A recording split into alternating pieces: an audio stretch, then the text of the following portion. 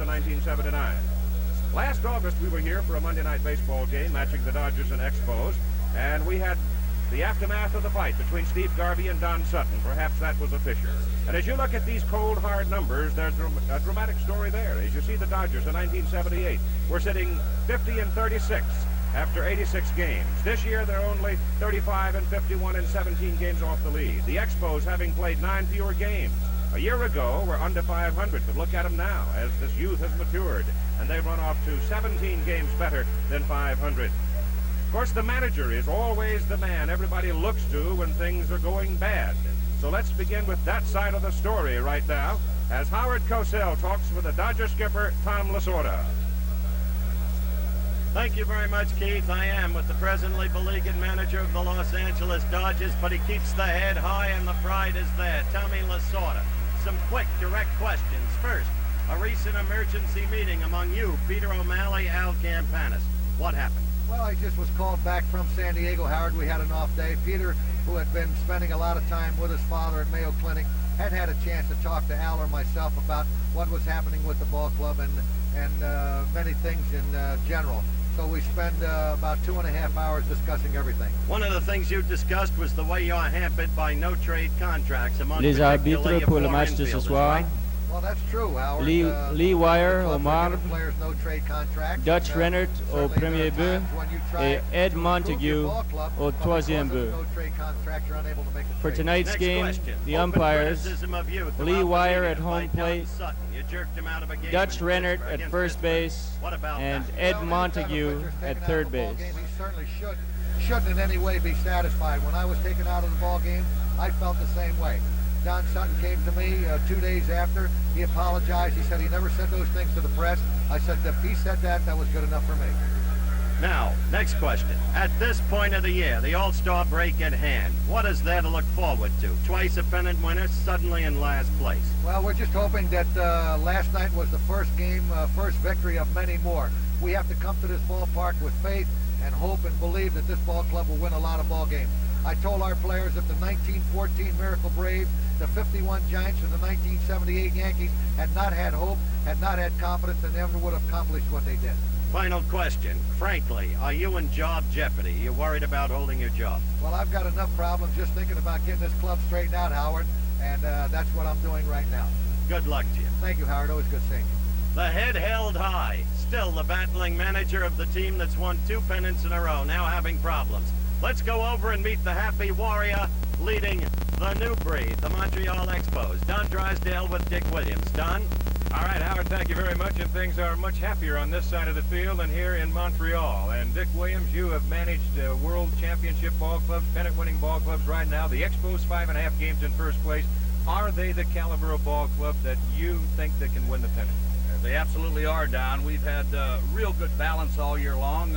We've been very fortunate. We haven't had too many injuries. We've had a couple in the last week or so, but the balance is there, both in the bullpen, starting staff, 5 left-handers, 5 right-handers, a good bench, good backup catching, and additional speed. John McHale's just done a tremendous job acquiring these other players that we've added from last year.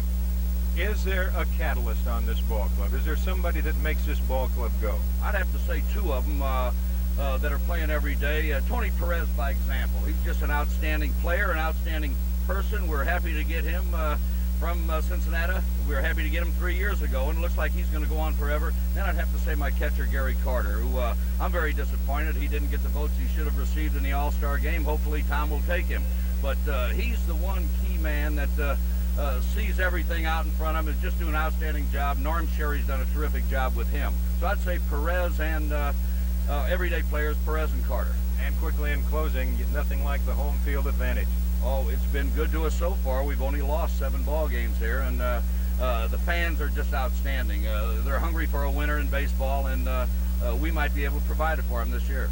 Well, a great town. You see the smile on Dick Williams' face as the Expos lead the National League East, and right now it'll be the Expos and the Dodgers right after this word. Chevrolet's having a sale right now. Not an ordinary sale, but a sale on Chevy's best. The new Chevrolet Caprice and Impala, sedans, coupes, wagons, Chevrolet Monte Carlo, and the wide selection of tough Chevy pickups, vans, El Caminos, and Blazers.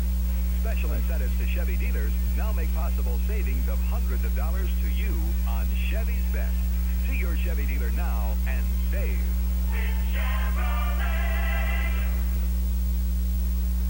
Sure, I'm glad we bought our apartment when it went condo. But you may have the wrong insurance. A renter's policy is wrong for a condominium. What do you mean we don't have the right coverage? You can get it from Allstate. We pioneered condominium insurance for people like you. It's different than renters. With special protection to cover a condo owner's special needs. Sold me. Come on, I'll buy your burger. And a plate. When you own a condominium, you're in good hands with Allstate. And that's a promise from us. The good hands, people. Mr. Goodrich. There's a clunking noise in the back, and no one has been able to find it. Well, I'll take a look. Oh, Mr. Goodwrench really understands your General Motors cars, and dealer service bulletins from GM help him spot problems fast. find it? Sure did. Found it right here in this new GM service bulletin. Keep that great GM feeling with Mr. Goodrich. And genuine GM parts. He's at over 6,000 participating GM dealers. Major League Baseball presents Big League Tips. The next time you go to a ball game, go early and watch the players run. Most of them will be pitchers running sprints in the outfield. The reason pitchers run so much is to strengthen their legs, because legs get tired more often than arms. When a pitcher's legs begin to tire, he starts releasing the ball too soon, and his pitches come in high. Strong legs are a must for a Major League pitcher. Baseball fever. Catch it. I'm back. Proceeding with the message on behalf of Major League Baseball. Davey Lopes, the captain of the Dodgers, leads off in the batting order with an average of 261 and 19 home runs. Bill Russell will be at shortstop for Los Angeles, 277 batting average. Reggie Smith in right field, 265 and only 9 home runs so far this year. Hitting in the number 4 spot, cleanup first baseman Steve Garvey, 307, 12 home runs. Ron Say hitting 5th. He's the third baseman, 274, 17 home runs. Dusty Baker in left field batting 6th, 275 average, 10 home runs. Darrell Thomas will be in the number 7 position playing center field, 249 average. Steve Yeager back at the plate at 190. And on the mound pitching for the Dodgers, Don Sutton with a record of 7 and 9. The defense for the Montreal Expos in left field, and it's a great young outfield. Warren Cromartie on the left side. Cromartie really a good one. Over in center field, one of the best flyers in all of baseball right now, Andre Dawson. And over in right field, a big strong fellow with a good arm, Ellis Valentine. Moving to the inner defense, at third base, Larry Parrish, an underrated baseball player, a big guy playing third. And at shortstop, in relief of the hurting Chris Fire, will be Jim Mason, who came over from the Yankees. At second base is a youngster that's added a tremendous amount of defensive and offensive speed to this ball club, Rodney Scott. And at first base, the elder statesman of the club, Tony Perez, the old-timer if you want, but in our minds, one of the fine players of the game today that Dick Williams mentioned. Back of the plate, the other fellow that Dick Williams talked about, Big Gary Carter. And on the mound for the Montreal Expos tonight, left-hander Bill Lee. You see the numbers on him for the year at 8 and 5. When he came here to Montreal, he simply walked up to Gary Carter and he said, "Call your game and I'll throw it." And yes, he did come here with a full-length beard. He shaved it off at the end of May, and he's quit scratching.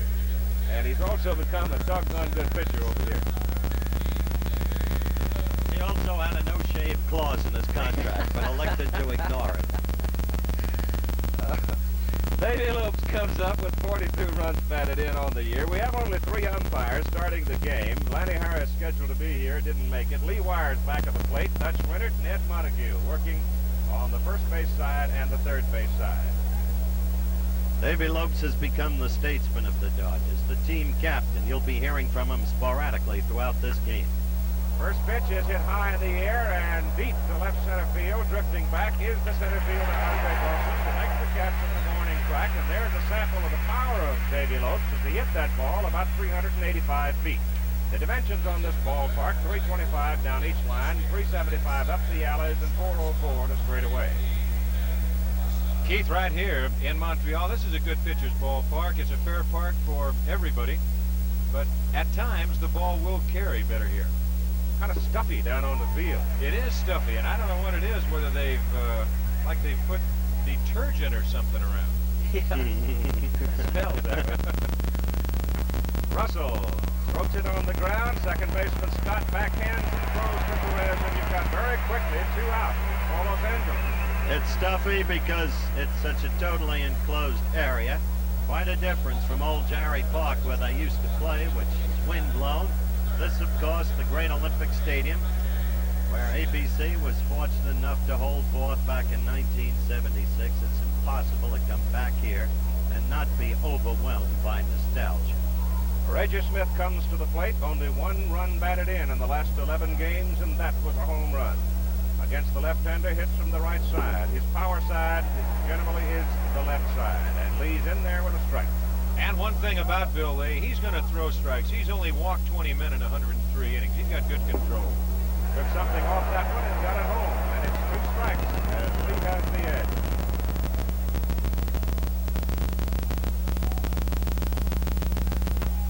That's bounced to the right side and through into right field for a base hit.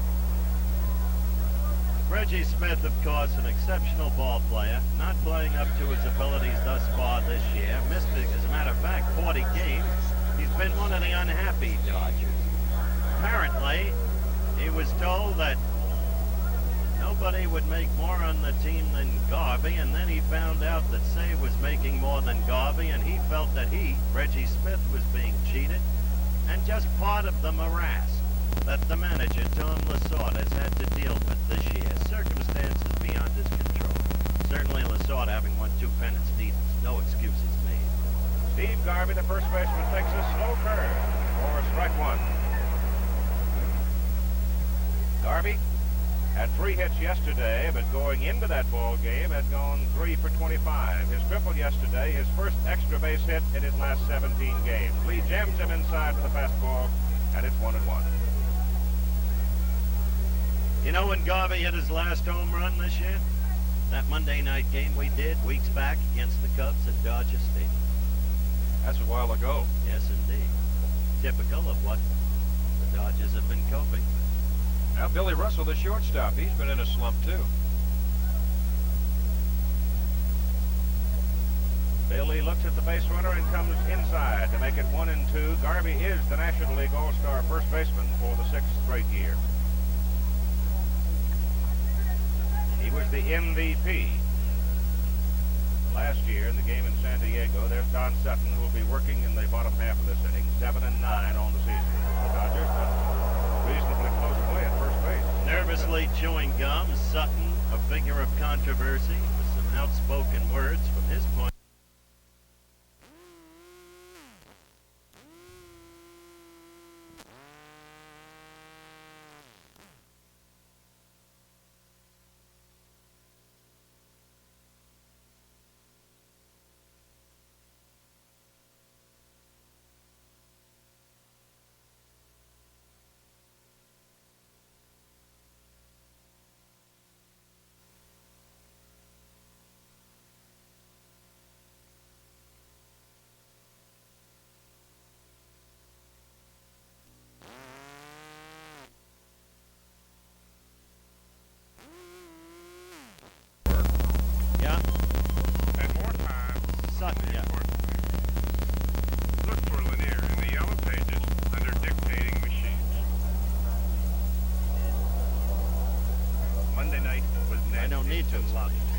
Tuesday night, Marie and veal parmesan.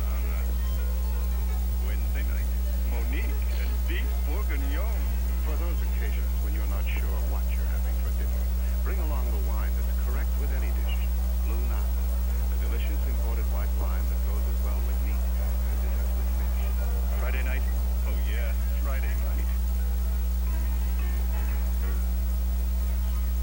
There is Don Sutton, the starting pitcher. Before the game, I spoke with team captain Davey Lopes. Asked him about Sutton's outspoken criticism of Lasorda. Here's Lopes. Well, that's between Don Sutton and Tommy Lasorda. As far as someone using a manager to rationalize for the losses, I think it's childless, number one, because a manager's decisions may determine if 15 games during the course of the season, I think that's a lot. I think it's the individual players that are solely responsible for the success and the failure of a ball club.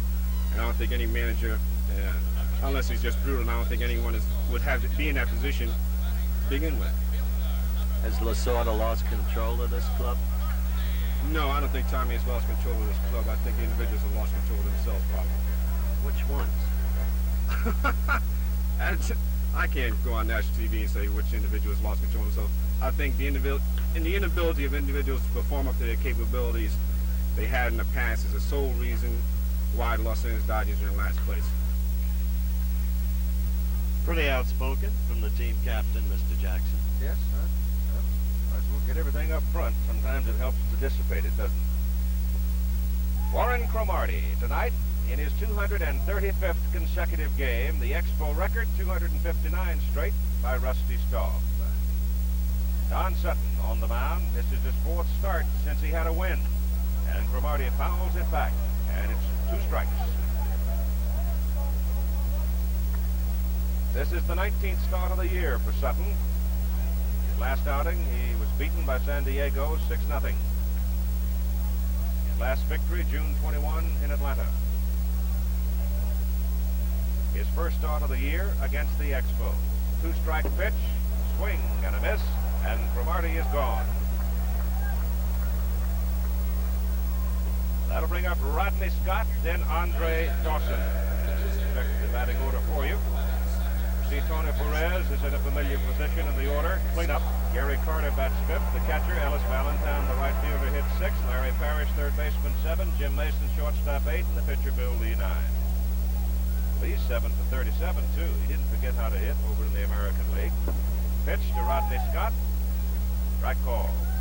Ron Say, well off the bag and off the line at third and way in against a 222 hitter who has great speed.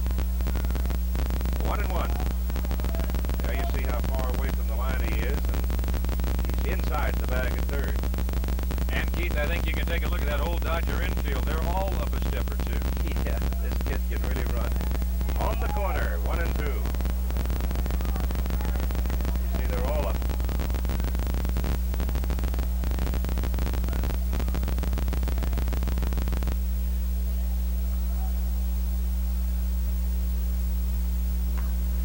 Hits the ball to center field. Darrell Thomas retreats and makes the catch for out number 2. Richard Williams enjoying this baseball season so far. And why not? He likens this present team. I don't know if you got a chance to talk with him in the pre-game interview about this, Don. He likens this Montreal team to the team he had at Oakland. Not the pennant winner he had at Boston, but the one he had at Oakland. He likens it in terms of team depth, bench strength. That's exactly what I asked him, Howard, with his past experience. As you look at Andre Dawson, can this team win? He feels as though they can. Dawson checks on a breaking pitch low and away. Andre Dawson turns 25 years of age tomorrow. 6 of the 8 Expo starters are in that 25-year range. They're young. Well, when you look at kids like Cromartie, Dawson, Carter, Valentine, Parrish, all of them coming up through the Expo organization, they've done a job. Jackson takes it low. 2 balls and no strikes with 2 out and nobody on. Bottom of the first inning and no score. And it's a lot easier to work for John McHale than for Charlie Finley. Well, when you're talking about Don Sutton, Don really admits he calls himself a model of inconsistency this year. He said he's made glaring mistakes. He's not been able to have the consistent control that he must have. That's sharply fouled down the left side. Philippe Alou coaching over at third for Montreal, and Ozzie Virgil at first. Well, clearly Sutton's in a pitching slump. He's had 1 victory in his last 7 outings. No complete games since May 9th. An ERA over 4 for the first time this year. Roll toward third, and it kicks outside the bag, foul. However, he has been effective against this club. He has been in his career. Don Sutton is 16-7 lifetime against Montreal. He's facing the Expos for the first time this year. He was 1-1 last year. There you see his figures. He is, of course, the only Dodger pitcher, right-hander, to have won more games for the Dodgers than Don Drysdale, which I find unforgivable on his part. The 2-2 pitch to Andre Dawson. He's gone. So, after one full inning of play, we have no score. We'll be back with more baseball after this word from our local station. The leader in television is now a leader in television news. Watch ABC's World News tonight. So we have the Penguins. What is Lasorda's reason for coaching third? Just to change the luck, if you want to get into that. He said... Hey, Chet, yeah, bring it out with a shot of Lasorda. Oh? Yeah, he gave up in a hurry. I can have some fun with that if you want to talk about it. Sure, good.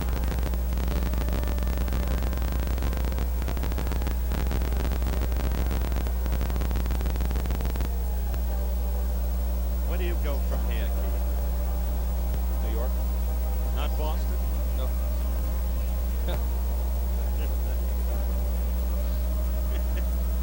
You'll be there soon enough.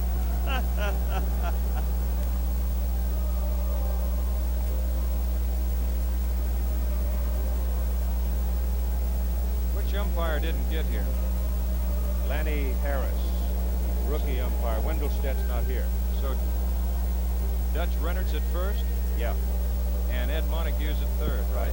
Yeah, he's came out with the baseball to be signed. He's a nice guy, Montague.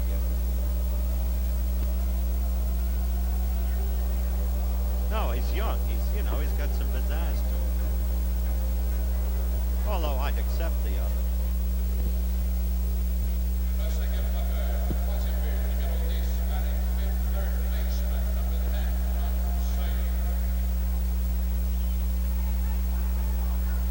Okay, we're back. We're looking at Tommy Lasorda coaching at third. He took over there yesterday, and he told us it's just to change his luck, or try to change the team's luck. Worked last night, that's for sure. Ron Say is at the plate. Dusty Baker will follow. Darrell Thomas and Say with a strike.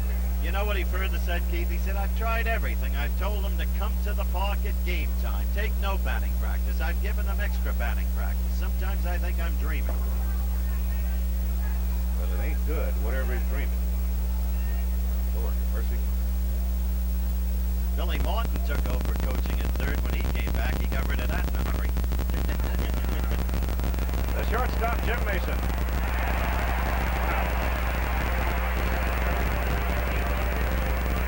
Dusty Baker will come up now. Dusty at 275 on the year and 10 home runs against Bill Lee, who started this year with 7 different pitches. He had you name it, Bill will throw it to you.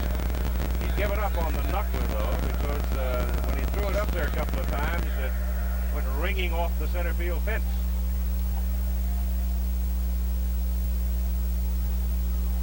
Had to look twice today with a clean-shaven, short haircut. Yes. Change up on the corner, strike one. Now, the one thing about Bill Lee, John McHale says he's probably the best conditioned athlete in the major leagues today. He runs about 30 miles a week. You call this a good pitcher's ballpark. Bill Lee told me any place that has AstroTurf is a hitter's park. Oh, that's... Dusty Baker jumps on the balloon, hits it over to third, and Larry Parrish throws him out. 2 down. What I mean when I talk about a good pitcher's park is the dimensions are fair, and they are here. And of course, when you're on the artificial turf, that's the big thing. You'll find some pitchers like a Seaver or a Busby. They've told us in the past they'll pitch up a little bit more than they normally would to try and make them hit the ball in the air. And they're right in the sense that if they do start finding the holes, it can be awful tough. But as far as fairness, I mean the dimensions of the outer walls. Looking at that graphic on Darrell Thomas, you see part of the manager's problem. The Dodgers, always a good hitting team, have simply not been hitting. Lee, changing speed again, comes into Thomas, gets a strike. Add that to their pitching woes with a half disabled and half non-efficient bullpen. It's enough to drive you crazy after winning 2 pennants in a row. That's a shot foul. Kind of interesting the way the Expos outfield sets up its defense because of these youngsters that can fly, and all of them have good arms. They give you the line. They give you the foul lines and close the gaps. Now, that's what you have to do on the artificial turf. It's hard to really swing in that outfield unless you have somebody who hits the ball one way all the time. But you've got to try and take away something, and take away the gaps. What that does, that takes away the triple. If they're going to hit it down the line, you know it's going to be a double anyway because you're not going to be able to get over there to cut it off. But if you bunch him up the middle and you play him that way, you've got a chance to cut down the drives in the alley and take away the doubles and the triples. Home plate is 17 inches wide. Bill Lee works at it, and Darrell Thomas fouls it at the plate, and the count holds at 1-2 with the bases clean and 2 out in the top of the second inning. I mentioned that, Twin D, only because David Anderson, the syndicated columnist of the New York Times, today had a column about you and the way you use the inside inches of the plate. Well, I think a pitcher has to use certain parts of the plate on every pitch. What you try and do is take away the middle. Hit to center field for Andre Dawson. The inning is over. After 1.5 innings of play at Olympic Stadium in Montreal, we have no score between the Dodgers and the Expos. You know, trying to run a Major League Baseball club isn't all fun and games. The pressure's always on. And for guys like us, there's no off-season. You win a deal as much as we do, you can't afford to get filled up. That's why we drink light beer from Miller. It's got a third less calories than the regular beer, and it tastes great, too. How about the trade? How about throwing in Bud Harrelson? Let's see.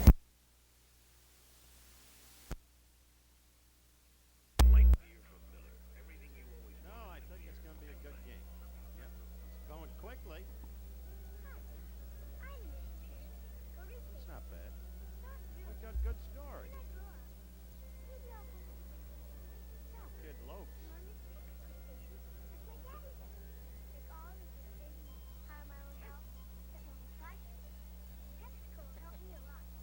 He's got an 18-game hitting streak going again.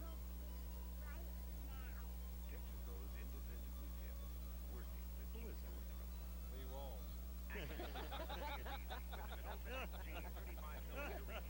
Hi, I'm Christy Jenner.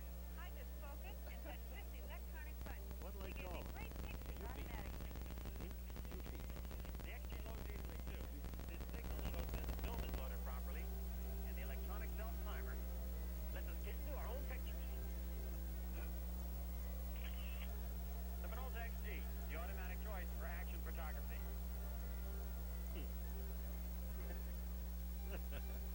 Youppi.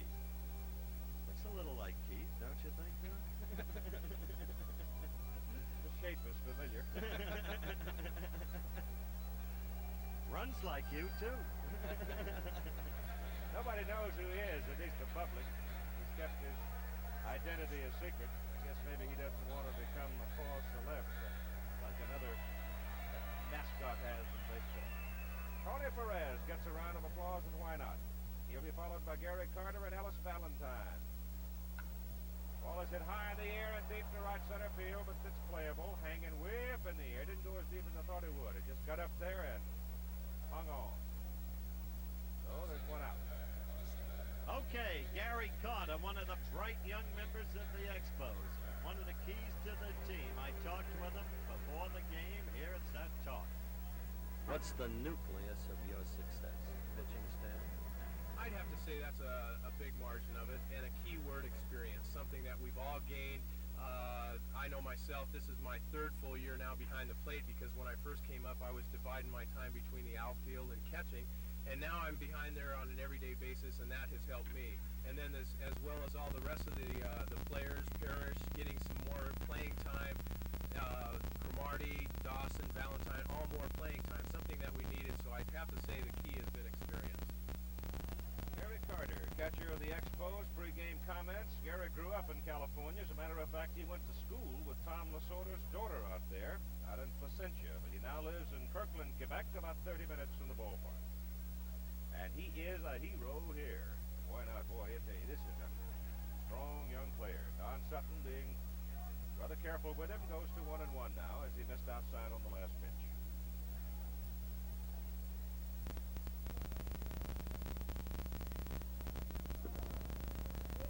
Don is just low with that one. 2-1. Keith Dunn didn't want to talk to us tonight, but he made a point coming out late just before warming up, coming over and saying, look, I am not at war with the manager. I am not an open dissenter. And I just, on a night I pitch Howard, I just didn't want to come out and talk, which we respect. And that's something that he's pretty well held to over the years. Just not involved in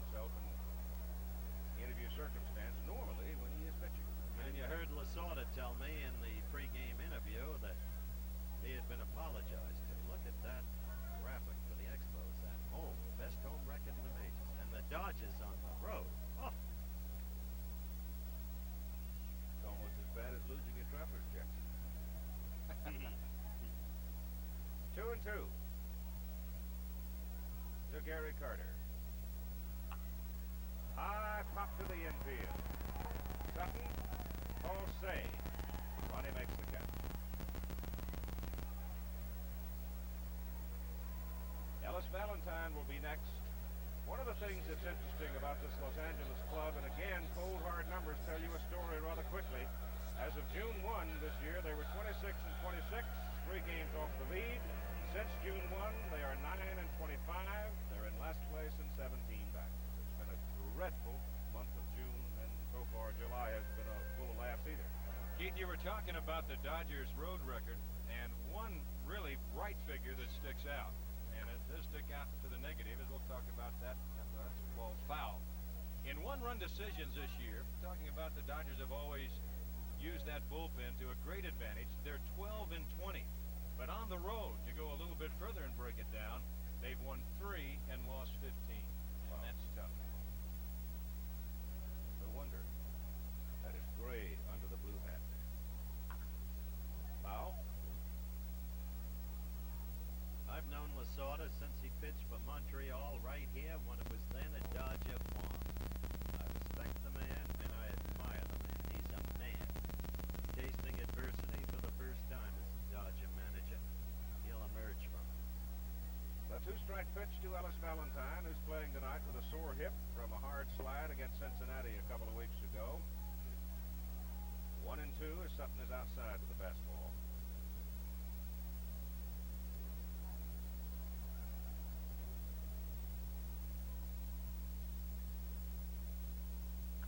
That's foul.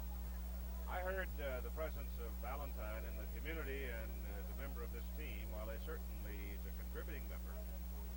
46 RBIs, 10 home runs, and a .267 average, not to mention the arm and the defense in the outfield. They call him an enigma here. He just simply lives a very private existence. I don't know why you're an enigma when you live a private life, but it seems that we want to hang him with that label. He strikes out on a high fastball, and the inning is over, so we've played 2 in Montreal, and we have no score.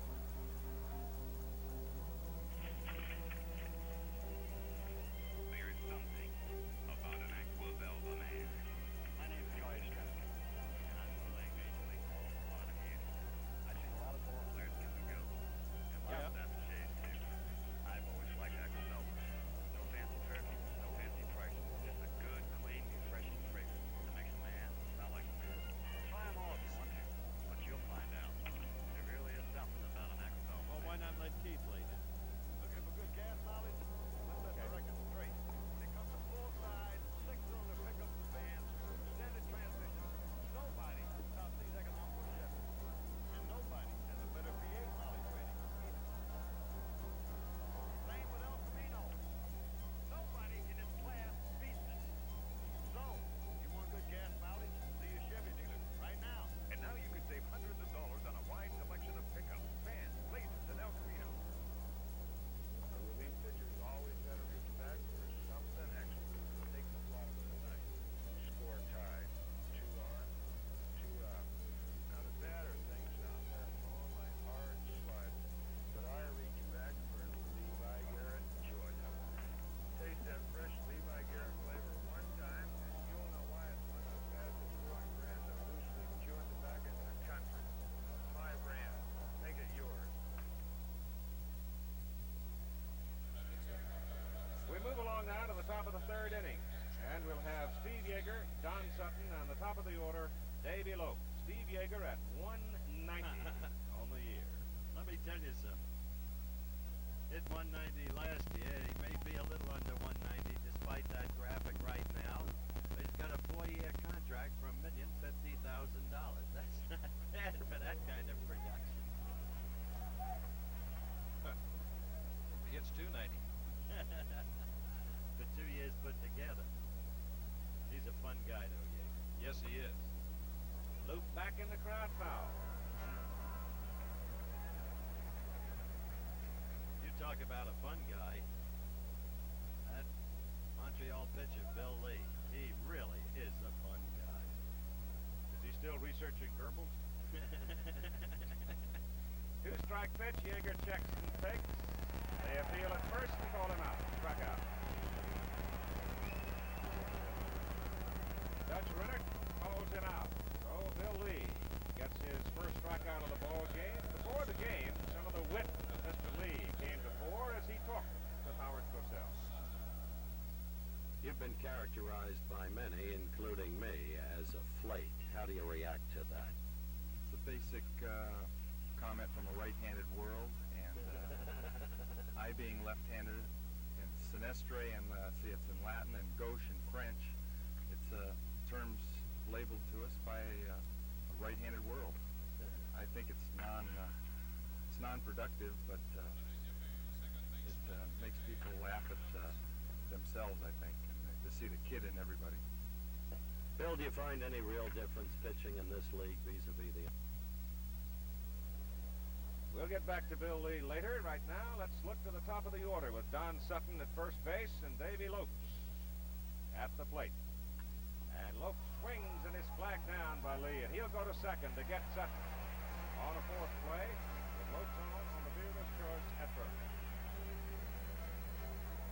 Well, there's a good play by Bill Lee, and Bill is a good... Un cap sur le jeu forcé. 1-4 on the first out. Back off of the carpet, and it comes off of his glove. And now Bill, of course, he will run it down. He will take the easy play, and here's a veteran play. Going to second base to Scott, and they get the force of the lead man, Don Sutton. One more thing about this guy Lee, and I want to say this because it'll clarify some things for some people. Bill Lee's a graduate of USC, the University of Southern California, with a double major in geography and physical education. His father's a graduate of UCLA. His great-granddaddy was the dean of graduate schools at USC for more than 30 years and helped in establishing the College of the Pacific. So he comes from a family that has been involved in education and universities for so many years. So he is a well-educated guy, and a lot of the stuff that he pulls is put on. There's a high fly ball hit out to the right side by Bill Russell. And Ellis Valentine comes in to make the catch, and the inning is over. So we move right along in this ball game, but so far, no score. Sears National Automotive Value. Now get the Sears Heavy Duty Shark, just $9.99 each installed. Smooth out some of the joints, jumps, and jerks with America's best-selling shark. Install only $9.99. Oh, I think the way he talks makes it good. That's right, all kinds of weather. No weather handler can handle. It's Sears Fall Weather Steel Belted Radio. On sale as low as $29.88 at Sears.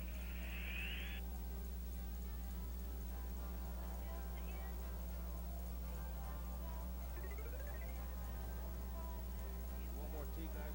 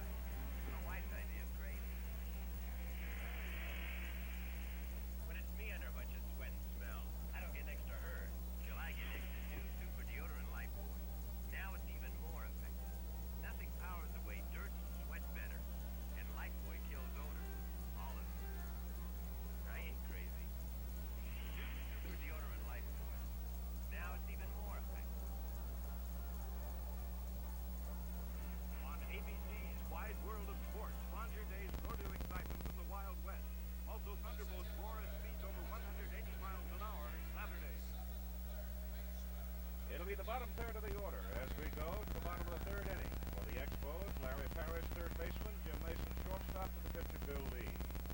Larry Parrish, good one.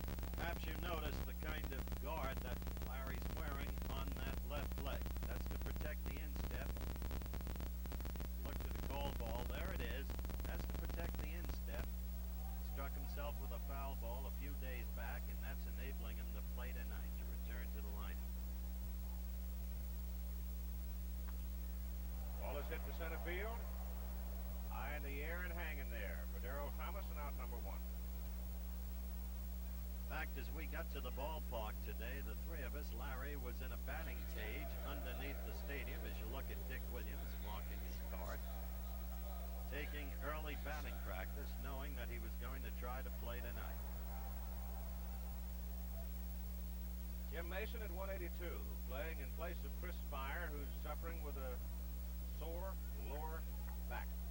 More than that, he had new x-rays taken this afternoon, Chris did.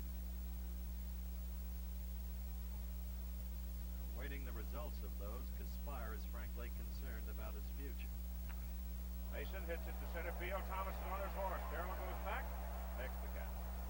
Thomas, a beautiful center fielder. Last year you saw him in a Monday night game when he was with San Diego and trying to play second base, where he's an absolute disaster. Remember, Don? That was down in San Diego. And, of course, the Dodgers, their regular center fielder that they've had over the past few years, Rick Monday, his situation right now, when you talk about the injuries, is very questionable. He's got that bad Achilles, and they don't know if he's going to be able to come back or not this year. By the way, here's Bill Lee, and I'm glad you said what you said about his background in terms of education and intellect. Keith. 7 for 37 and hits that pretty well. He's got Thomas on the move again. Darrell doing his road work out in center field, but Don Sutton's able to get the Expos in order in the bottom of the third inning. After 3, we still have no score in Olympic Stadium. Last week, I went looking for a bargain on a muffler. Yes. So I go to a department store auto center. I said, get me out in under an hour. He says, what am I, Dean? So I go to a muffler shop. No trade. Does that fit my car? He says, I'll make it fit. So I go to a gas station. I said, how about a guarantee in writing? He said, who's got time to write? Their idea of a bargain was no bargain. Midas gave me a good price and everything I wanted. It pays the Midas side. You know, a lot of people think Billy and I argue all the time. Actually, we agree on just about everything. Right, Bill? Yeah, it really does. We even drink the same beer. Light beer from Miller. Light's got a third less Although I calories than used to regular. hit differently in this kind of And the best thing arena. I is would it tastes so great. use the low-level swing and send the line No, Bill, it shots up tastes the great. alley. That's Philly, George. Billy, it tastes great. That's Philly, George. Billy? Yeah, George. You're hired. Not a kid. Tried that with my golf. Miller. Everything you always wanted in At Bel Air. less. Did I say It works. Got 7 to 4 the other day. With Mahoney. Making a comeback. Situations, men and Have you seen women Mahoney? don't perspire equally. Men perspire more. That's why men count on Right Guard. Right Guard is so strong, so effective, it helps stop a man's perspiration odor all day long. Yes, men and women don't perspire equally. And that's why men count on Right Guard. Strong, effective Right Guard. Because men perspire more.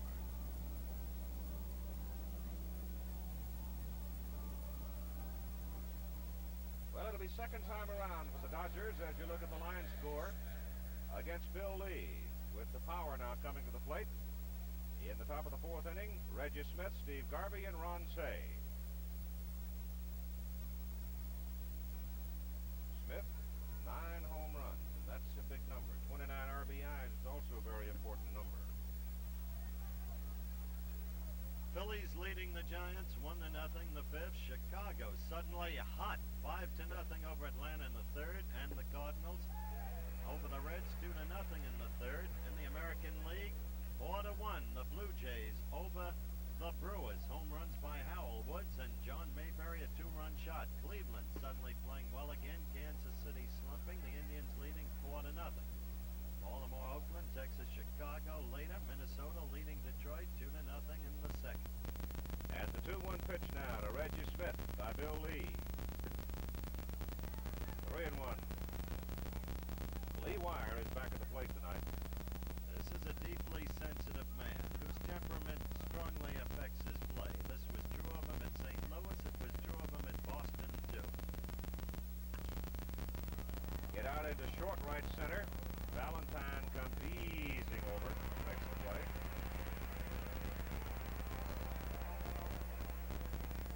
When you watch Bill Lee pitch here and you've seen him throw some of those off-speed curveballs, he mixes his speeds very well. Bill's been around a while. He's got himself over 100 wins in the major leagues. And that's all that does. When he gets that off-speed curveball over, or the change, he'll kind of turn the change over a little bit and kind of scroogey it away from those right-hand hitters. But he still has a good fastball. 1 out, nobody on for Garvey. Steve hits it sharply down the line. That'll go to the corner, and there's a perfect example of what Don Drysdale was talking about a while ago. The Montreal outfield bunched up. Garvey pulls it down the line. He's got a double, but he has only 2 bases, not 3. Ron Say coming to the plate. Spoke with him before the game about the number of no-trade contracts on the Dodgers, especially among the infielders. Here is Ron. Well, I think with the way the system is being run today with the contracts and free agency, I feel that there's really no other outlet. We have been inflexible as far as some of the deals we would like to be making, but there's nothing we really can do. There are too many no-trade contracts as it stands, and it's something that we have to deal with along with a lot of other clubs.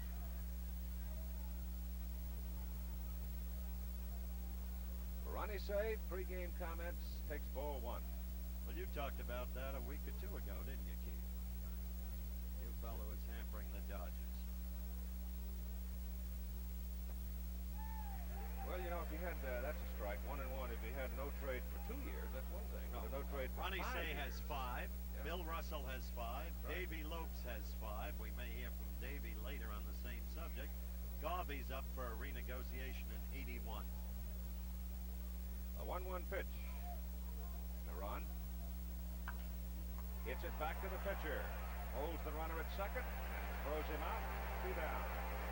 You know, I really feel as though that is one of the major negative points of the structure of baseball today, is that no trade contract. I mean, as an employer, that really saddles you down. There is just no room for maneuverability That's whatsoever. right. It limits your trading ability. At the same time, it dilutes incentive on the part of the individual employee.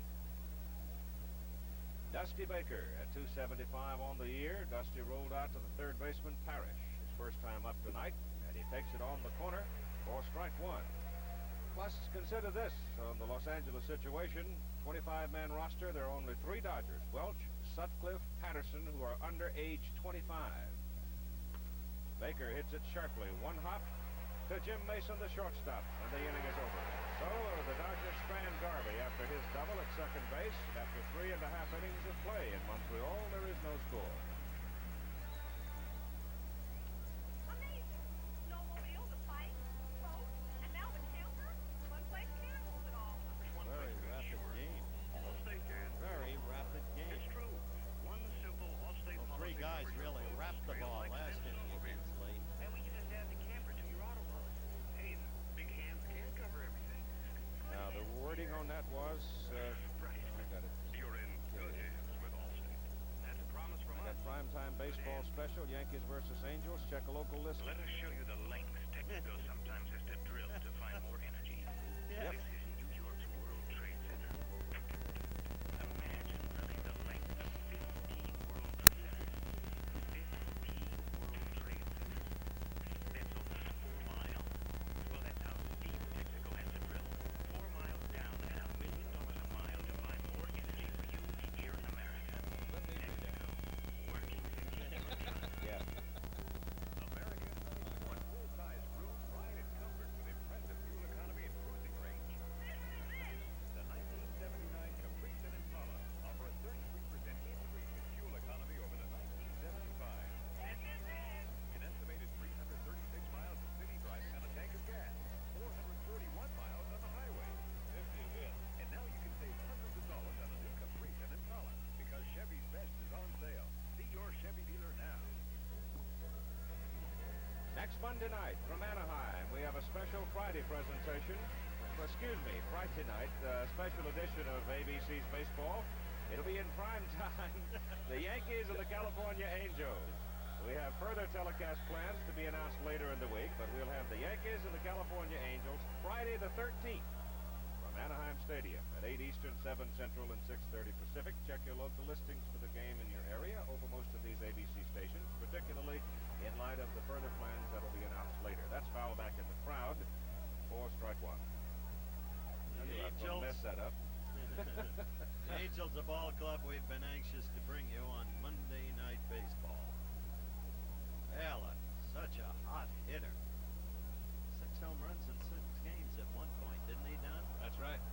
High fly to left side for Dusty Baker. And you've got 1 out. As Warren Cromartie flies out, having struck out the first time, and that's the 10th successive Montreal Expo put away by Don Sutton here in the bottom of the fourth inning. You look at Rodney Scott coming to the plate now with one away. 6 home runs in 6 games. They talk about difficult streaks to ever emulate, most particularly Joe DiMaggio's 56-game hitting streak. But there was a fella who hit 8 home runs in 8 games back in 1956 for the Pittsburgh Pirates, as Scott swung and missed. His name, Dale Long, from North Adams, Massachusetts. Once, under Mr. Branch Rickey, they tried to make him a left-handed catcher, and Bobby Bragan. That didn't work out. That pitch is high to Scott. Scott has played more at short in spring training than at second base, but he came on as a starter, and the man he put on the bench, Dave Cash. What a man to put on the bench. He's not terribly happy about it either. There's a strike. But the point I was making about Dale Long is, though he was never a great ball player, he did something nobody ever did before. Nobody has done it since.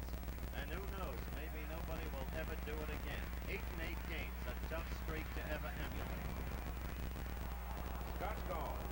Looking on the outside corner. That's 11 in a row for Sutton. Sutton looks great tonight. That's 4 strikeouts. Wonder what would happen in that Western Division of the National League if this ball club suddenly pulled its belt together and won a runoff about 18 or 19 in a row. Well, you heard Tommy Lasorda. He still talks to his team about the Miracle Braves of 1914. Andre Dawson coming up as Lasorda looks on. We were looking at the numbers, though, in the standings today, and you realize that the Houston Astros, with their current posture, if they play 500 ball the rest of the way, they're going to be hard to handle because you'd have to play 600 baseball. 60% of your games would have to be won in order to really make a challenge at them if they play 500.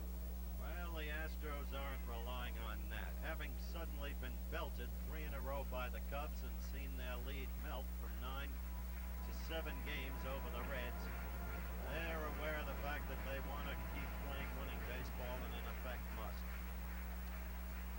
The 1-1 pitch to Dawson is inside. It's 2-1. How can you tell in this sport how quickly the Yankees went from 12 down to Baltimore to just 8? That's right. California Angels went from a 5.5-game lead to 3rd place. On the ground to Russell at short. Next Garvey stretch, but Steve reaches. And so, Don Sutton has put away the first 12 Expos he's faced, and there is no score in the game after 4. Sold out again. The new improved Gillette Track 2, please. Yeah. Yes, Say, sir. who needs improved when these twin blades will do? Track 2 has micro smooth edges. Makes the blade smoother than ever. All right. Hey, better than me. Better, safer, smoother, and comfortable. Comfort, smumfort, you know, man. But Dennis, is that a Monday night game or a Friday night game? I'll get it on Thursday if you don't quit messing with me. I see no reason to discuss Don tonight. That should be done on Friday. Critical on that line. We'll knock down engines for a bad paint job. No jive. Quality control. No, Don Hall. Aspect of Quality control inspector. This is who we are and what we do at General Motors. Yeah, but let me get Don on. has problems with that car, then we got problems because it's not going to be a General Motors customer again. We have 9 inspection stations. I go around to critical points on the line to ensure that they're doing the job right. I run the hot test. You can listen to that engine and you really can looks say, well, terrific. this one's a Looks good one, this one's a bad one. It's a good feeling. It's a little feeling empowered. There's nobody going to overrule. That's Garvey next door. Sure, that by the time Isn't that Garvey next Yeah. door? Show that. Show that. that engine does function Yes. in the way that it's designed to function. I feel personally responsible for that car. I know it's a good car. I know we build it and we build it right. General Motors. People building transportation to serve people. Don Sutton, who's retired the first 12 Expos he's faced in the ball game so far tonight. Nothing but goose eggs up there, but here comes old Tundra and Lightning to call it for you now. Don Drysdale, and he normally gets things rattling around. All right, Keith, it'll be Darrell Thomas to lead it off, followed by Yeager, and then Sutton, the bottom 3 in the order. Thomas fly to center his first time at bat, 0 for 1. What was interesting about that shot, and Chet Forty had it picturized very well, right there. Sutton and Garvey, and they've been having a nice conversation together, kidding one another. Remember the way it was a year ago? There's Mason to Perez, and there's one away.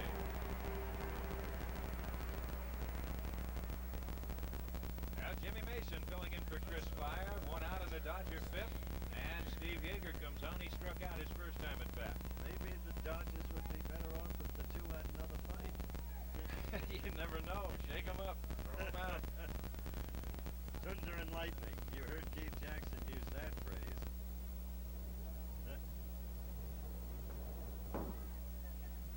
You know where that tunda derives from, Don? No. There's Davy Lopes, the team captain. 1959, a fellow came over from Sweden and went to a boxing lunch. His name was Edvin Ahlqvist. He was the manager of a fighter named Ingemar Johansson, and he said there is tunda in the right.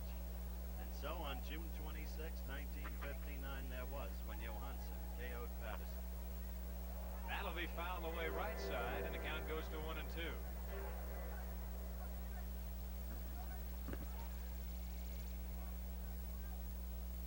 Well, Bill Lee making his 17th start of the year. Record of 8 wins, 5 losses coming into tonight's game at 3.67 ERA. 1-1 against the Dodgers.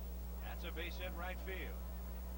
Valentine on a couple of long hops, and Yeager's aboard to the pitcher, Don Sutton. Sutton singled his first time at bat.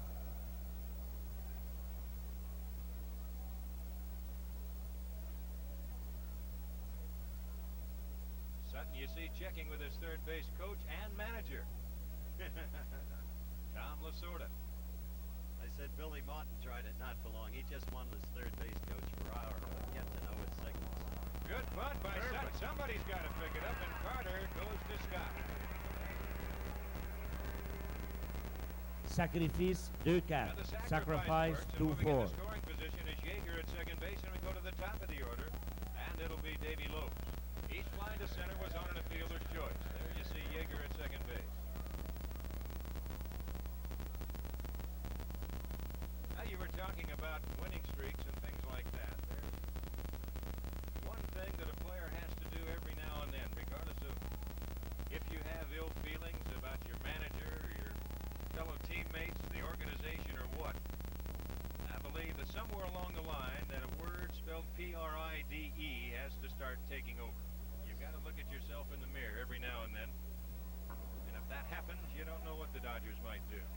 Davy Lopes has an excellent statement about that. I talked to him before the game. I said, what does this team do now for the rest of the year? And he said, in effect, I know what I do. I have to live with myself and my own pride. I try to win every game. Well, Dave's having a good year. 261, 19 home runs this year.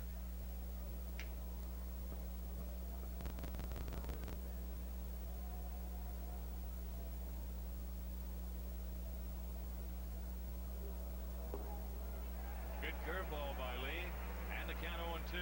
The Dodgers are a club this year, and when they've got the pitching, they haven't got the hitting. When they get the hitting one day, they don't get the pitching. They get some bad breaks as far as a boot or something like that, or a key walk somewhere along the line, then a number for a base hit. And when things are going bad, those things magnify. Right now, let's pause 5 seconds for station identification.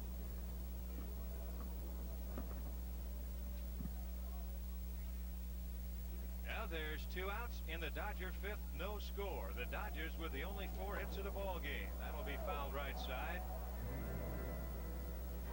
Yeager at second base. Don Sutton has retired the first 12 men in a row. There's Don down in the Dodger dugout. To show some signs of an off color around those sideburns. Here now.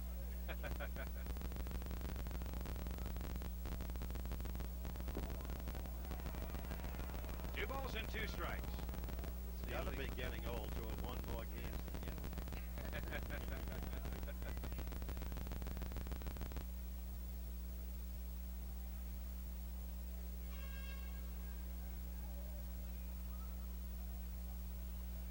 I think one of the things that's very noticeable about the Dodgers staff was the last time that the Dodgers really didn't put a pitcher on an all-star team. Count now 3-2, and you look at their staff ERA of 4.20, and I think right there that tells an awful big part of the story. Add in the loss of Tommy John and the loss of Rao with the rotator cuff.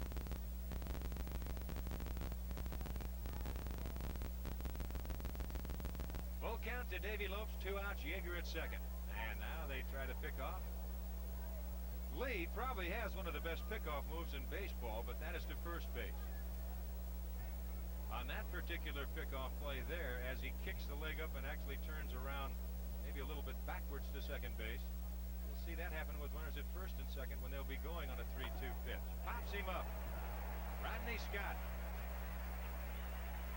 And the side reach.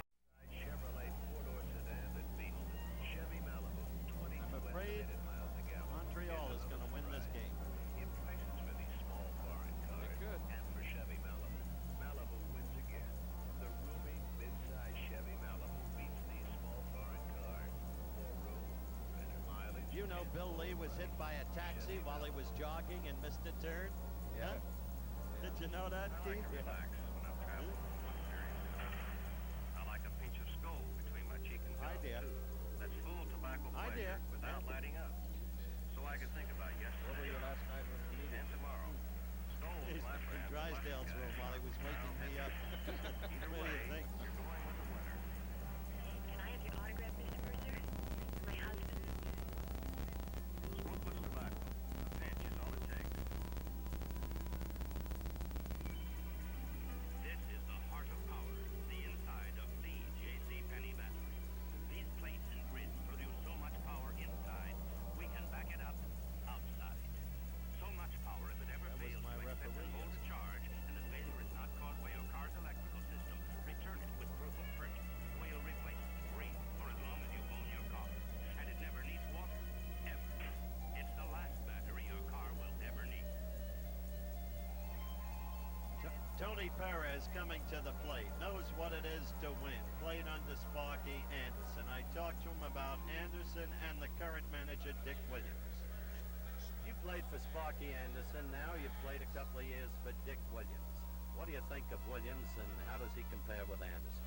I think about that. It's the same type of manager. They like to win, and they like all the players to do what they want they to do, and trying to get the 100% out of every ball play. And they put out there the 8 or 9 guy they think is the best for the team, and they don't care if somebody's mad or not. They just play the guys that they're supposed to play, and they think it's gonna be better for the team. And I think they by the same type of manager. Now the words of Tony Perez. Good curveball by Sutton. They don't care whether the players like it or not. They do what's best for the team. Well, that's the kind of attitude that you see in most successful managers, Howard. And there you see Dick Williams, and he has certainly been a successful manager. Better than he was a pinch hitter in the World Series for the Dodgers. And talking about Perez, why he is currently in the last year of his contract. He says definitely that he would like to finish his career right here at Montreal. It's a great city. Really a great city. I'll tell you, it's so hard for Keith and me to come back here. Not remember. To say. And Garvey, and there's one away. That is 13 in a row retired by Sutton. I was kidding Dick Williams in the manager's room before the game. Said, remember when they put you up to pinch hit in the series? You went against Bob Kuzava? He said, yeah, I took 3 straight strikes. I still can't believe it. He said, why don't you remind me of the time I got the hit off of Eddie Lopez? And the other time I got a walk. I said, only one anyone remembers is Kuzava. Well, there's the story right there. Don Sutton has been perfect through 4 1/3. And this is Gary Carter. He popped to say his first time at bat. Gary starting tonight at 284 with 12 home runs, 40 RBI. Hey, Vida Blue has just hit his first home run of the year. The Giants and the Phils tied 1-1 after 4.5.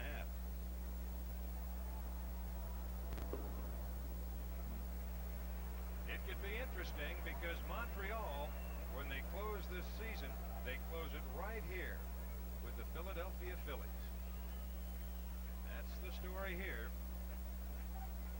Olympic Stadium in Montreal, no score. Don Sutton perfect through 4 1/3.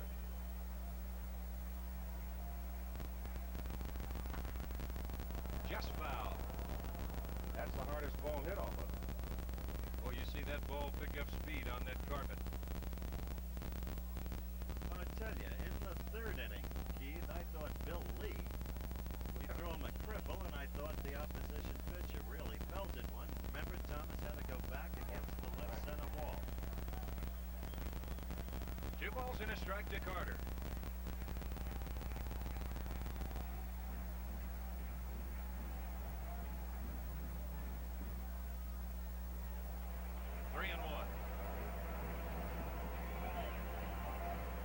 There's Bill Lee down in the Montreal dugout. You see that rubber cup that he has on? We'll get a shot of that in just a second as the occasion dictates. 3-2. All right, there is what we were talking about. Bill Lee spent off the offseason on the Nautilus program. He's now using weights for range of motion exercises, and he likes to use that right there on his pitching hand for the exercise of the fingers and the hand muscles. Now there's the first Expo base runner as Gary Carter draws a walk.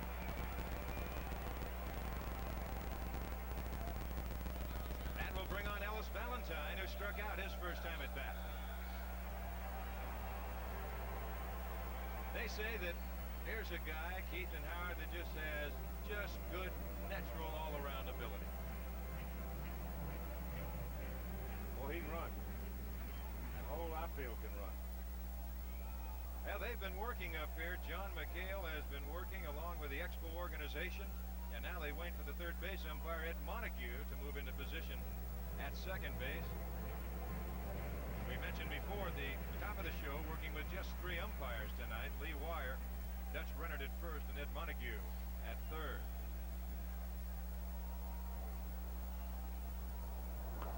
Up the middle, and that will be a base hit, the first of the night for Montreal, as Carter stops at second base. Don mentioned to you a moment ago that this has been a year for the Dodgers when nothing is meshed. No synchronization of hitting and of fielding. On the other hand, everything is synchronized for Montreal. Is that hit again? Got it out on the end of the bat, but he got it in the right location. That is hit number 1, the first of the night. And that will bring on Larry Parrish, the third baseman. They took x-rays of Parrish's foot after he hit that instep with a foul a few days back, and they thought they detected a break outside for a ball. It was not a break, Don. It was an old bone spur that had calcified.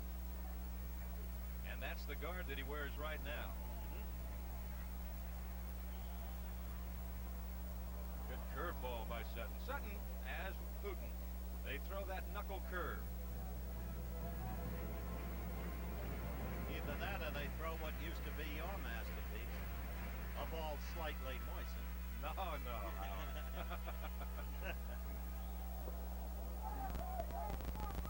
They appeal and they call it a strike.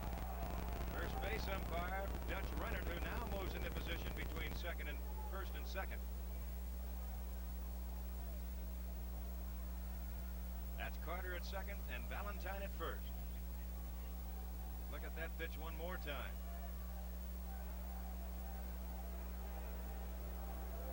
Went down nicely, didn't it? The way yours used to. Hit the left hand. That could go by Baker.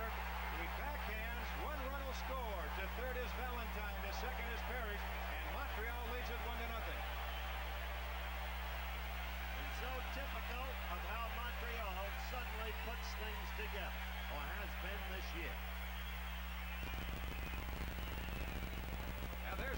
where Baker has to, instead of running over, he's running back on the ball. If he goes over, that ball goes by him. It might go for 3 and 2-run score. He's got to kind of try and round it off if he possibly can. And that's exactly what he did. But in rounding it off, he ran to the corner. He allowed Parrish to go to second. And the third is Valentine, and Montreal leads it 1-0. Now Sutton, who had retired the first 13 in a row, walks Carter on a 3-2 pitch. Valentine singles up the middle, and Parrish doubles down the line and left. And here's Jimmy Mason, the infield in. Mason flying to center field his first time advantage. You look at that Dodger infield. Boy on the carpet. This is when you just like to sit on the bench and put a towel over your head. Don't you want to look and see what happens? 2-0.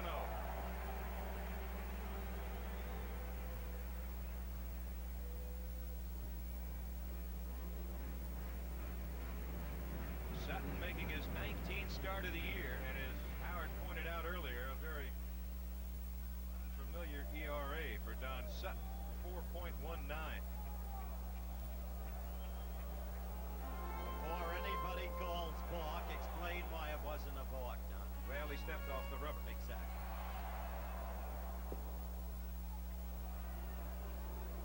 Two balls and a strike.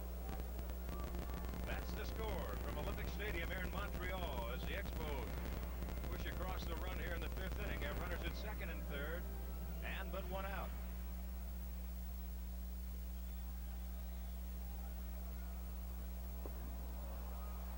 Two and two the count.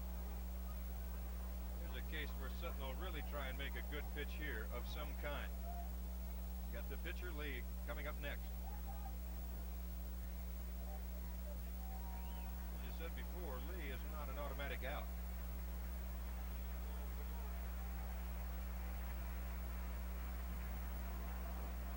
Check swing, and they call him out. Boy, that thing took a dive, didn't it? Now there's a big strikeout for Don Sutton. There's two gone as you look at the pitch again. Just watch it. When he gets over that plate, it just absolutely dropped out of sight. Mason trying to hold up, but a good call by the home plate umpire Lee Wire. Lee, probably one of the biggest umpires in either league. I watched him pretty carefully before he made that pitch, and I didn't see him make any untoward moves with the ball. They spend years trying to discover on Drysdale, never were successful. I got a kick in that column of Dave Anderson's today. How Dunn described it was Sal Magley who told him to knock down Hank Aaron.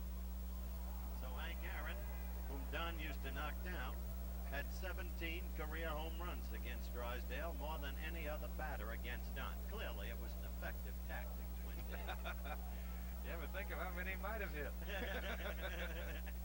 You might have broke that record a long time ago.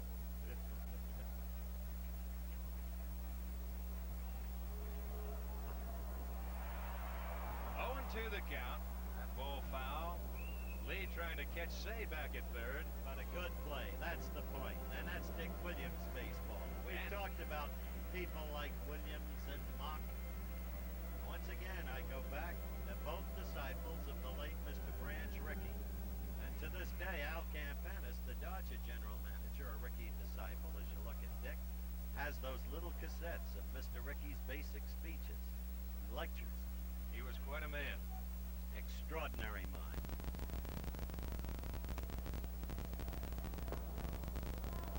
A ball and 2 strikes to Lee.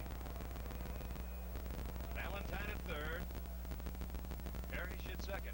1-0 Montreal here in the last half of the 5th inning.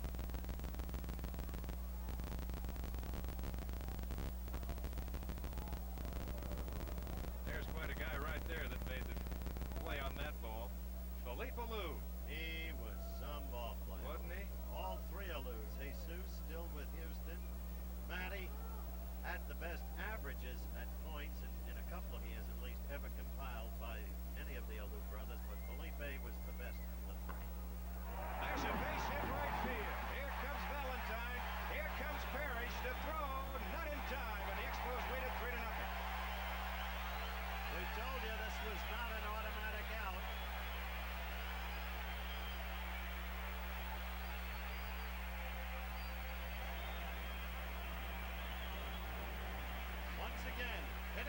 right time from the most unexpected source as you look at it again.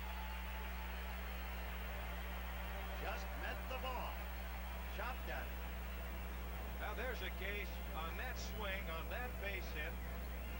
When things are not going your way, that's exactly what you get. If things are going your way, that's a nice little ground ball to Davey Lopes, and you're out of the inning. We go to the top of the order in Cromartie.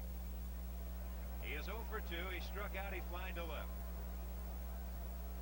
Well, if Davey Lopes had been playing Bill Lee where he is now playing Cromartie, he'd have made the play. That's right. He was playing him a little bit more to his right.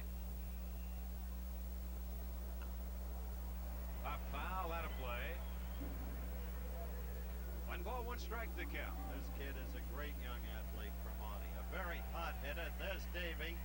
Now as we widen out, as Chet Forty, our director, does, see what Keith meant. That Davey been playing there on Lee, but that's a big contingency. And that's one of those artificial turf base hits, too. But, of course, you play with the elements. That's right. This kid had a 19-game hitting streak early on in the season. Cromartie. Both Cromartie and Dawson. That's one thing I forgot to ask him. They both come out of Miami, Florida. I just wondered. North Dade Junior College. That's right. Boy, that North Dade, they've provided some ball players for the major leagues.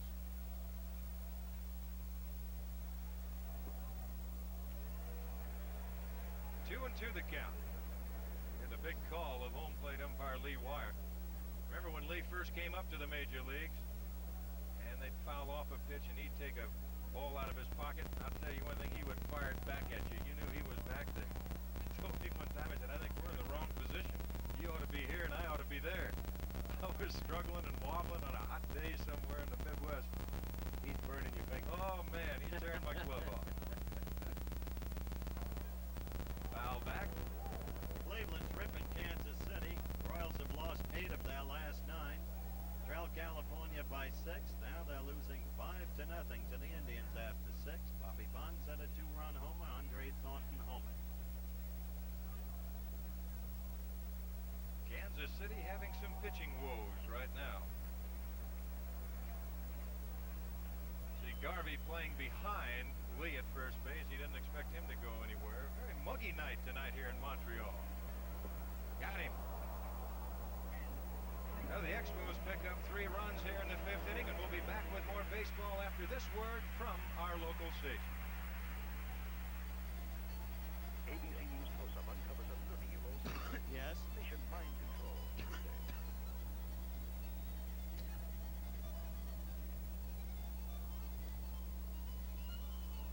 So is the question on it?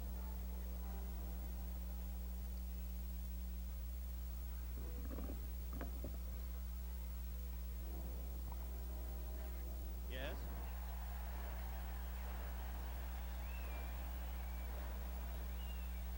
What was he talking? Oh, yeah. Oh, that's right. They thirsted for a left-handed pinch hitter, right? Yeah.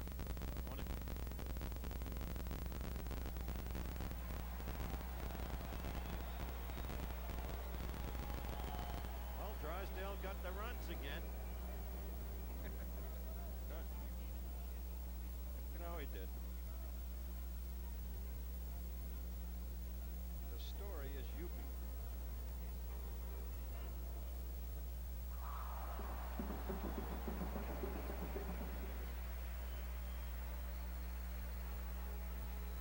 The hero of the moment covered by Yuppie, Bill Lee. I talked with him before the game about his old stamping ground, Boston. Any bitterness toward the Red Sox at this point in your life? No, not to the organization as such. It changed midstream with the death of Mr. Yawkey, and ever since then, it has been run counterproductive to the fans, and they've experienced a lot of hardships and troubles. And I feel that I was there a lot longer than the people that kicked me out. So it was tough to take, but I told them the way I left it open that I still like the fans and they still like me, and I got a standing ovation the last 3 times I went to the mound there, which were over about a 2-month period. And he didn't like to pitch me at home because he didn't like the fans cheering just when I, went out to the bullpen and stuff. As it turned out, the predictions I made stood true. That last nice little day, the playoff game with the wind blowing out to the left in the late innings and Bernie Carbo definitely absent from the scene. I think the fans realized that this game meant a lot to the guys like us that like to play the game, and it was a shame that we didn't get a chance to play. Well, what he was alluding to there was the fact that he'd been openly disapproving of the trade of Bernie Carbo and felt that the Red Sox lacked Bernie Carbo when most they needed him. Now there's one gone in the Dodger 6th inning. Montreal leading by a score of 3-0. You just saw, as you listened to Bill leave, Jimmy Mason make a fine play on Billy Russell. And now it's Reggie Smith, Scott to Perez, and there's 2 away. Bill Lee doesn't care whether or not you agree with his philosophies. He has his home. He is a non-materialistic man. He has no contract in baseball with any kind of manufacturer. He goes his way. A maverick with a mind. Now Steve Garvey comes on. He's bounced to first and he doubled. 1 for 2 tonight.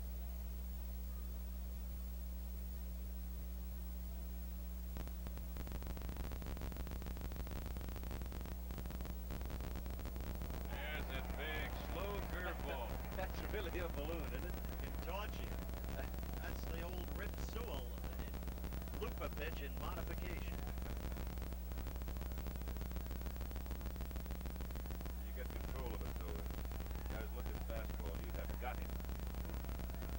Louis Dion can throw some of those. Andre Russo, 1 ball, 1 strike to Garvey. Well, I think Bill threw one in the World Series against Cincinnati against his first baseman right now that he would like back. Good play by Scott. Throws to get him, and the Dodgers are gone 1-2-3 in the 6th inning. And on 3 ground ball outs.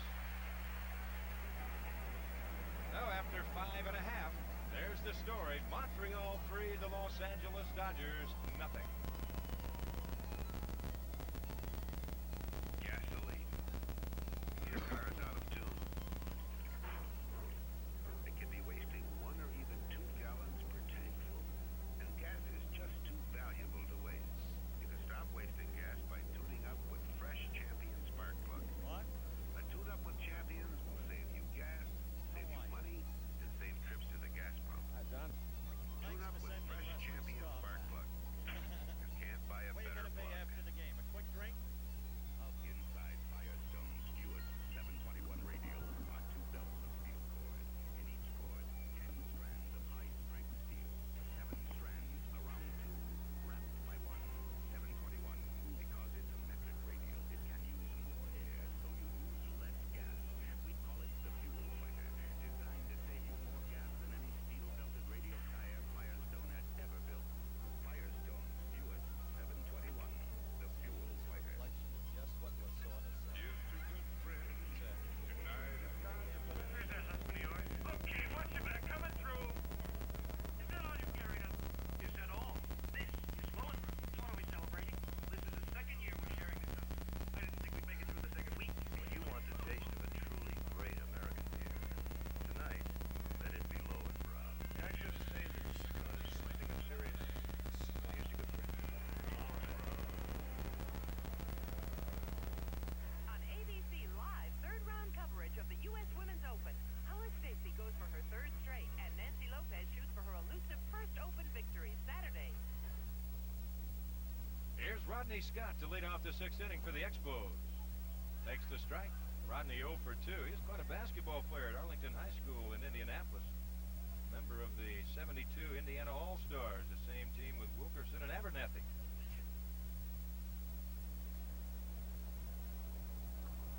Looking at the size of him, he must have been a great shooter. He was like a Chet 6-footer. He could dunk, though. This Scott could dunk.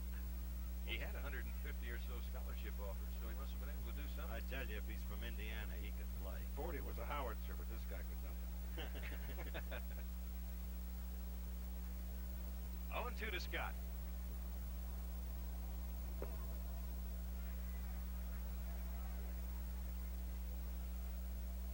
Bill Lee is enjoying things. On the other side of the coin, Tom Lasorda.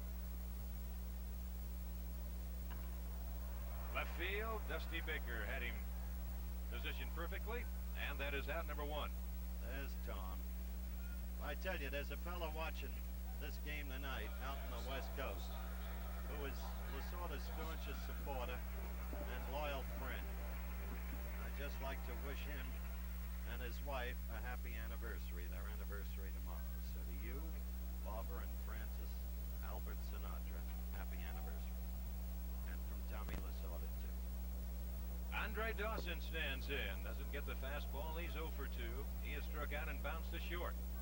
I don't know if the people around the country know it. It was well advertised in Los Angeles. When the team left Los Angeles to come to Montreal for this 4-game series, Tom Lasorda went to Dodger Stadium for a meeting with Peter O'Malley, who had just come back from Rochester, Minnesota, and some time with his dad. Mr. Walter O'Malley is in and out of the Mayo Clinic there in recent time.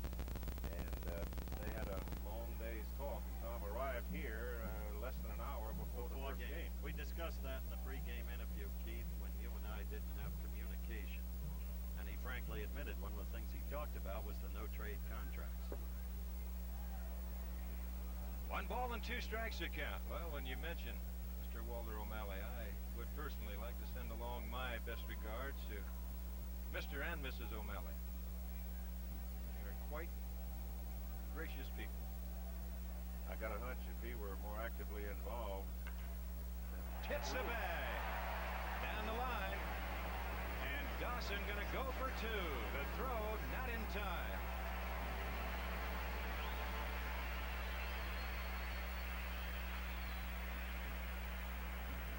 You were saying, Keith, that if Walter O'Malley were more involved, I suspect things would be different. Here's a shot, boy. He nailed it, didn't he? He did. Hits the bag up over the head of Say, down the line, and by the time Baker can retrieve it as we look at it again, Say had no chance whatsoever, even if it didn't hit the bag. Tony Perez, the hitter, 0 for 2, is flying to right and bounced to third. Dawson, the quickness of Dawson defined it. He actually could have gone in standing at second base with the double had he chosen to, but I guess just to get his britches dirty, he ducked down for a second. Some hustle marks. Good curveball. Pitch. Perez has been a reborn ball player. I'll tell you, it's been amazing. Well, you know, you talked about Llewellyn's going to start throwing in the bullpen. You talked about Mr. O'Malley, Keith, and it always takes me back to the year 1956 when the Dodgers went to Japan and started off over there. That ball hit the left field and hit well. Going back, Baker to the wall, jumps and makes the catch. And Baker's hurt. Baker limping and calling time. And Tom Lasorda and Bill Bueller, the trainer, will go out. He went into that wall hard. Now Dusty says he's okay. I'll tell you, this is the unsung one of the Dodger team. You interviewed him after the last Monday night Dodger game we did. Look at it again. Dusty Baker is a player.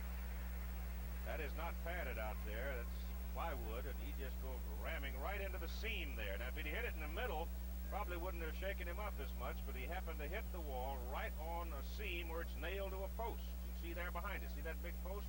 Boom, hit right on it. He rattles that whole wall. It was right at that spot that Alberto Monterina started to make his move, as Keith called the 800-meter race in 1976, right? The horse blew him away in the last 150 meters. Here's Gary Carter, but finishing a story about Mr. O'Malley, the Dodgers lost the first 2 over there, and he had a high echelon meeting. He says that will be enough of that. That's after the Dodgers just got beat by the Yankees in the World Series. He said some of these players think they'll get a raise because they won the National League pennant. He says they better start winning here in Japan. I've got news for them. That's how involved he would get. Throw back through. Not in time. Llewellyn and Huff. Llewellyn on the right of your screen. Charlie Huff on the left. Charlie Huff, one of the great characters in baseball. A superb mimic. Before the game, he was showing us the Steve Garvey swing. He went over to play third and gave us a bit of Brooks Robinson. His only problem is he's not pitching well. I'll tell you something. To be a knuckleballer coming out of the bullpen, with the way the bats are made, they're almost like golf clubs now. They got the big bottle construction with the limber shafts, and I just question whether a guy comes out of the bullpen with a knuckleball and is successful anymore. Well, Hoyt Wilhelm sure did it. Yeah, but he hadn't done it in the last 5 years. No, that's it. If he did, that would be a record. Boy, he had a knuckleball. He had 1.5. 3 balls and a strike to Carter. He has walked and scored the first Montreal run. All 3 Montreal runs coming in the 5th inning. On that note, I might tell you that Goose Gossage has been reactivated and hopes to be ready for the Yankees for next weekend. Juan Beniquez put on 21-day DL to make room for him for the Yankees. Full count to Carter, 3-2. Well, you might get a chance to see the Goose next Friday night from Anaheim Stadium as the Yankees and the Angels go at it. Let's just re-emphasize that is Friday night. I refuse to talk about it. The Yankees Friday against the 13th. the Yankees. Well, it's amazing how quickly they, as I said, reduced it from 12 to 8. Pops him up, jams him with a fastball. Garvey says he'll take it. And that is out number 3. So Montreal gone in the 6th inning, and through 6, it's Montreal 3 and the Los Angeles Dodgers nothing. When it comes to fighting rust, there are 2 types of people. I want to do it fast. I want to make it last. For both, there's Rust-Oleum. Rust-Oleum's original L'assistance ce soir, 30 950. 30950. Tonight's paid attendance, 30,950. 30950.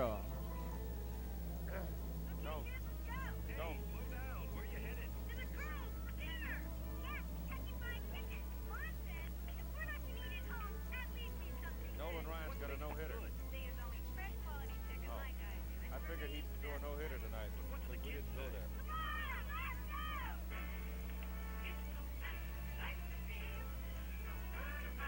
What's that? Yeah. What's the score?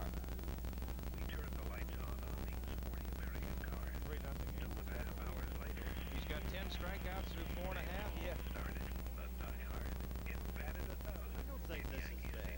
Only it's serious. What are you going to do? You got a good pitcher. Who brought you die-hard batteries comes the muffler. Good play. Aluminized Great muffler play from by Sears. Baker.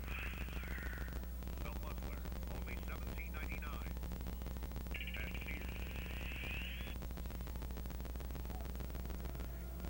So in front of 30,950 here at Olympic Stadium.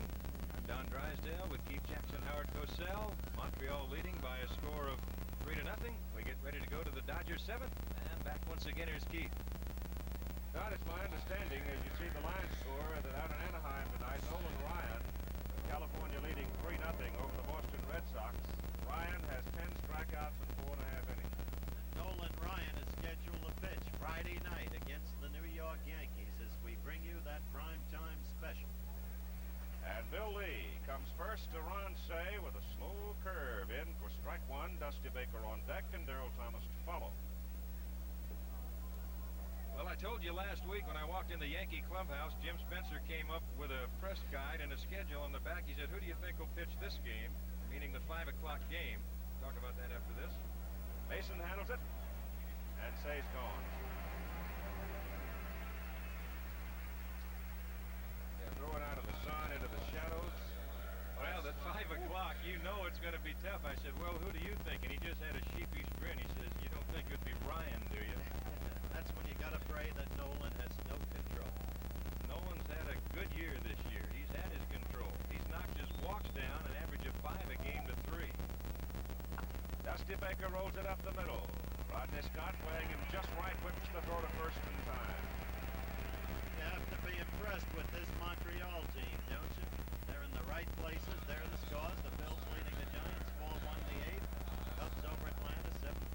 L'assistance totale pour les 4 parties de la série, 161 513. 1-6-1, 5-1-3.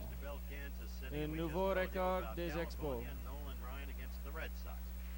Minnesota and Detroit now tied. The White Sox edging Texas at the moment. Baltimore, Oakland, latest. The total paid attendance for the 4-game weekend series, 161,513. 161,513. An average of 40,378 per date. It's a new Expos club record. Une moyenne de 40 378.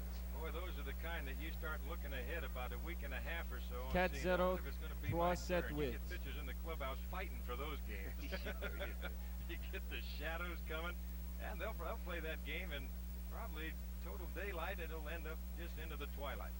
Mike Schmidt has gone absolutely mad. He has just hit his 29th home run to give the Phillies that lead over San Francisco. The slow curve ducks in. 1-2 on Thomas. He's now tied with Kingman for the Major League lead. It's his 6th home run in 4 games. And he hits moonshots. That's hit to the right side. Scott in the right place again. Throws him out. The inning is over. Score continues 3-0 now. For an up-to-minute report on the status of Skylab, let's join ABC News correspondent Max Robinson in Houston. Scientists here on the Skylab watch are now predicting it will most likely fall to Earth at 12:20 Eastern Time Wednesday afternoon. Right now it's 9:12 Eastern Time. Skylab is orbiting over the Soviet Union at an altitude of 112 miles. Much of the space station is expected to burn up. The black band on this replica of Skylab is one of 10 large pieces that will probably survive the reinforcement. The protective shroud of the airlock module weighs over 2 tons. The next day and a half will be a critical period for these flight controls here in Houston. Transmitting the Skylab debris away from populated areas into the final descent possibly over the South Atlantic. We'll keep you posted. I'm Max Robinson News. Now return to ABC's Monday Night Baseball game, the Los Angeles Dodgers and Montreal Expos. Well, Max, thank you very much. The Skylab story is very big up in this part of the world, too, because there was at one time a lot of speculation that the pieces might fall in Canada. Of course, the Soviets had a spaceship that pieces of it did fall. Exactly so. Middle of the 7th inning, the crowd getting a little stretch here and saying howdy to Howard.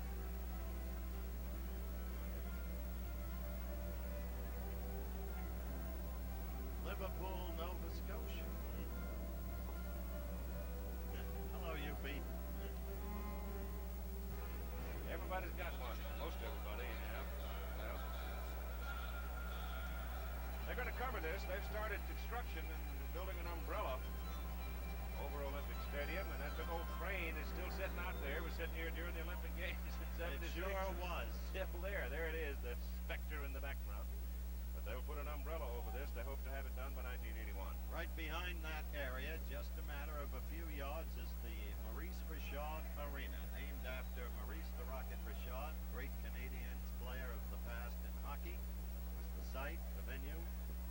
As we look at a goal ball, it was the site of the boxing during the Olympics until the finals, which were held in the Forum. By the way, what about Dryden today, Keith?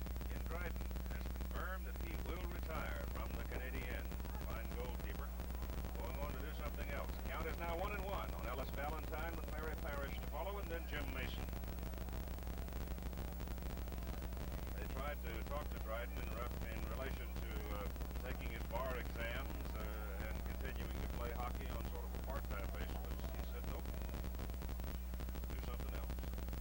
2-1. May become a political figure in this country. That's been rumored. Highly intelligent man. The 2-1 pitch to Valentine. 2-2. Sutton is in. When Don's kept the ball down tonight, he's been effective. He's been hurt when he's come up with it. And of course, that's an old song and dance that we've heard 1,000 times. You get up, you get hurt.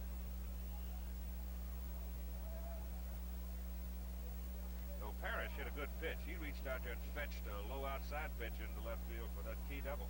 Fetched? Yes. Not bad. Foul. Careful not.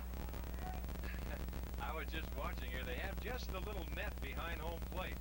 No net that you see in some ballparks. It will continue on up to where the ball will come up and then roll back down and onto the field. So when you come here to Olympic Stadium, you might have to have a glove tied to your belt. Shot to left. Valentine's aboard with a fine single.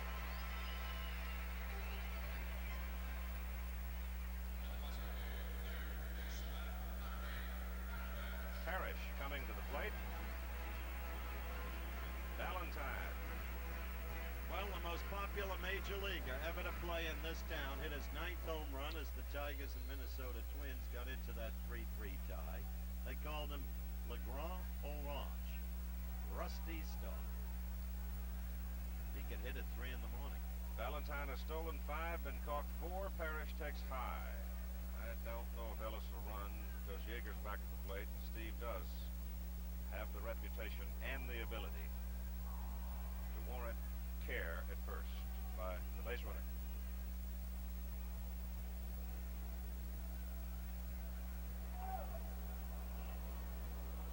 Llewellyn now is the sole figure in the Dodger bullpen, young right-hander, called up from Albuquerque.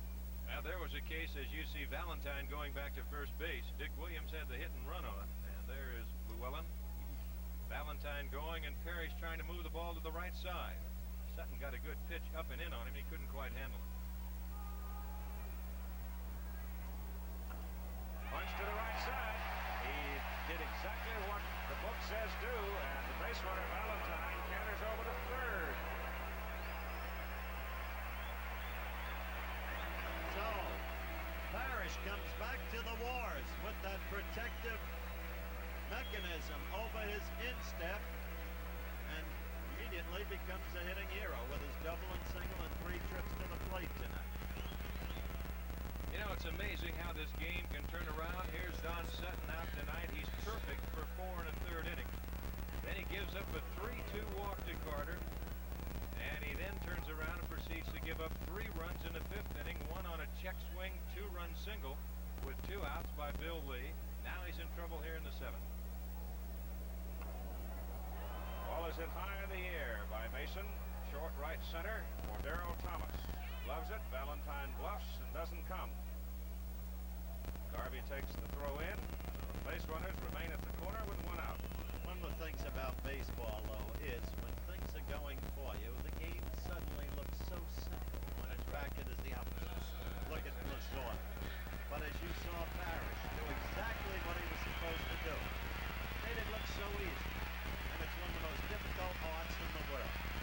Here comes the hitting pitcher, Bill Lee, and a standing ovation for the left-hander. You see, he has singled and delivered a couple of runs in the ball game.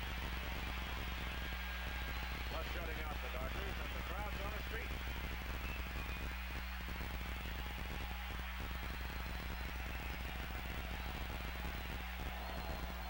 Foul back. He chops another one out there in safe ground and delivers another run. Sutton will go bite the doorknob off the clubhouse door. These are not only great fans here at Montreal, they are knowledgeable. And they've got a great tradition here in baseball because back in 1946, Jackie Robinson entered organized baseball here. And that was the year Montreal, led by Jackie, won the Little World Series over Louisville. They'll still talk to you about it, the older folks will. Pitch out, and they got Valentine in the box. They've trapped him. Yeager tags him out. So Valentine, a little careless, down the third baseline, gets trapped on a pitch out, and you've got 2 away. Le retrait 1-2. Des put out 1-2. Now you see Dick Williams trying to play for that 1 more run. And they have this squeeze on as Lee, as we talked about before. He can handle the bat pretty well. That would have been interesting if Valentine right there at the last moment would have turned around and just taken a dive back to the bag because Yeager, I don't know, Retiré en tentant de voler, Valentine, 1-2. Caught stealing, 1-2. 1-2. And Parrish has moved up to second base on the rundown of Valentine. But Yeager, and the reason I used the word careless, was that Yeager had moved out from behind the plate, clearly indicating they were not going to pitch to Lee. That ball is hit on the ground down to first base. And it's over to Sutton for the third out of the inning. Montreal threatens again. They can't score anymore, but they right now have a substantial lead of 3-0. Right guard knows that an equally active situation. Yeager was out behind the plate. Yeah, way in advance. That's why men Denny. count on right guard. Right guard is Denny, can you turn that on so we can hear it up here? All day long. Yes, men and women don't perspire equally. That's why men count on right guard. Strong, effective right guard. Because I'd like to see what kind of a crowd they have there on that 5 o'clock. Got a big load to haul? Get a tough Chevy van. 125-inch wheelbase. Sure glad you came. Plenty of cargo. It's also got a wider sliding side door opener and wider and higher rear doors than its two closest sales competitors. They can't top the gas mileage either with a standard transmission. Chevy van is rated at 17 miles per gallon. And look at that turning circle. And now you could save hundreds of dollars on a wide selection of pickups, vans, Blazers, and El Caminos.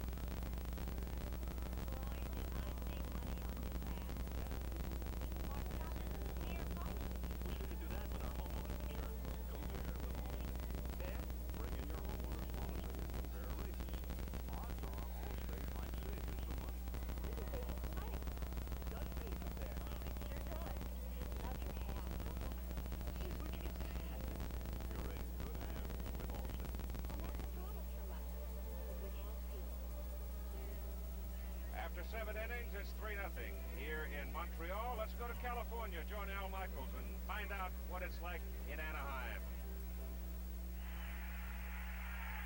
For those of you joining us from Montreal, here in the 6th inning, California leads it 4-0. Got 3 in the first. On a check swing, Yastrzemski out of play. 3 in the first. A bases loaded walk from Torres.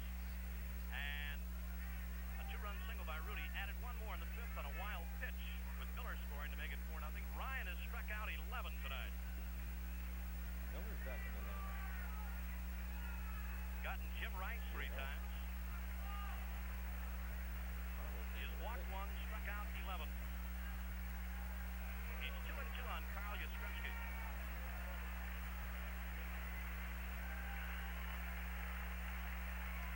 Anaheim Stadium. This crowd has really been buzzing all night long for Ryan. Every time he has gone 2 strikes to a hitter, they start hollering. Inside he missed. Runner at first base. Ryan, 4 times in his career, has struck out 19 in a game, twice against the Red Sox. And tonight he's on a pace that would net him just about that figure, with 11 through 5 2/3. He's 3-2 on Yastrzemski for the 3rd time tonight. The first time back in the 2nd, he walked Yastrzemski. Second time up in the 4th, he struck him out. Travel in time for Brohammer. He runs in the air, left center field. Miller going back near the warning track. He makes the catch to retire the side. So that ends it here in California. For those of you watching the Expos playing the Dodgers in Montreal, we send you back to Keith Jackson, Don Drysdale, and Howard Cosell. All right, fellas, of course, that was a voice from out of our past doing the play-by-play. The great Bob Uecker. And Steve Yeager has just looped a single to right field. Valentine comes in and holds Steve at first base. So Yeager leads off the top of the 8th inning for Los Angeles. The Dodgers trailing 3-0. Through 7 innings of pitching, Lee had thrown only 71 pitches versus Don Sutton, who had thrown 102. And now it is Joe Ferguson swinging the bat in the on-deck circle. He will bat. Joe Ferguson, le frappeur suppléant pour Sutton. Ferguson pinch hitting for Sutton. As far as numbers are concerned, but he does have the 11 home runs and 39 RBIs. Not the worst figures in the world. So the big catcher is up. Don Sutton is out of the game. He leaves trailing 3-0. Mighty best ball there on the left with him. The Dodger coaches. Ferguson stands in against Bill Lee. Lee is now given Los Angeles 5 base hits. That pitch misses for ball 1. Lou Allen will be the next Dodger pitcher.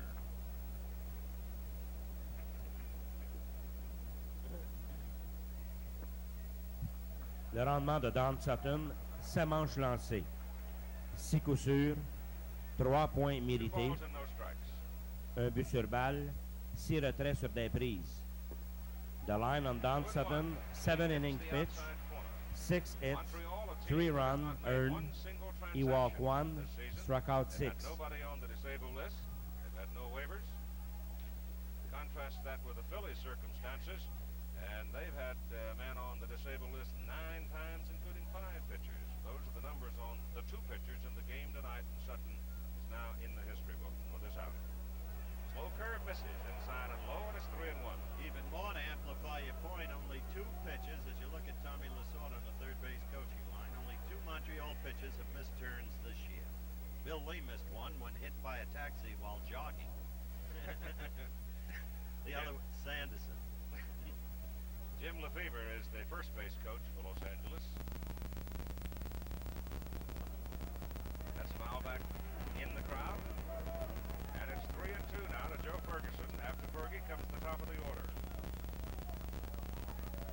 There's the Montreal bullpen. Woody Fryman, the left-hander. Elias Sosa, the right-hander. Sosa, a former Dodger. 3-2 pitch. Ferguson hits it on the ground to the shortstop. Mason over to Scott. 1. Back to first. 2.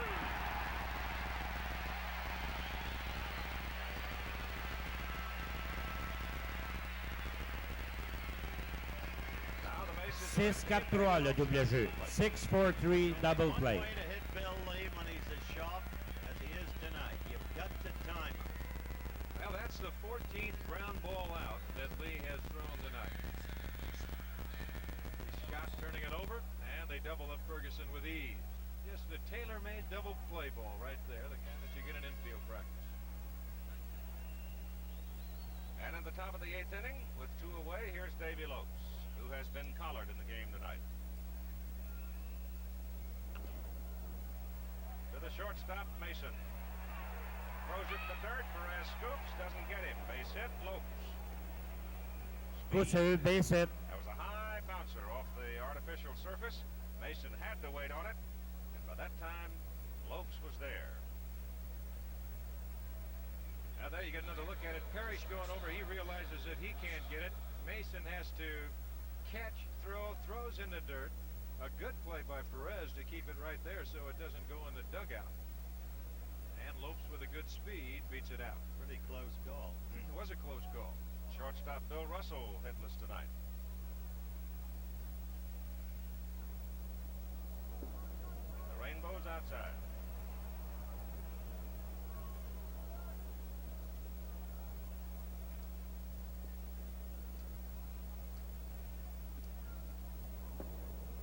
Fastball is in. Strike 1. Lopes with the left-hander on the mound. 2 out. Not adventurous at first. Shortstop Mason goes the short way to Scott, and they get Lopes coming down. So the inning is over, and Montreal continues to lead the Dodgers after 7 1/2, 3-0.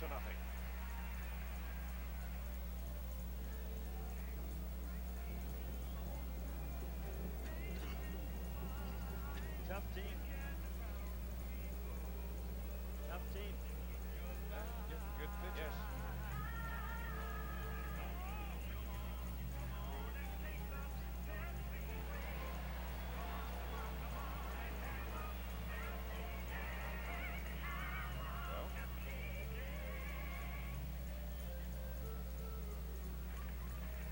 I do believe I said what I meant to say. Happen only once. The FX-70 sonar knows how to get it. Within single lens reading, sound waves with the lens is perfect focus. An electronic brain says yes, stop, and shutter.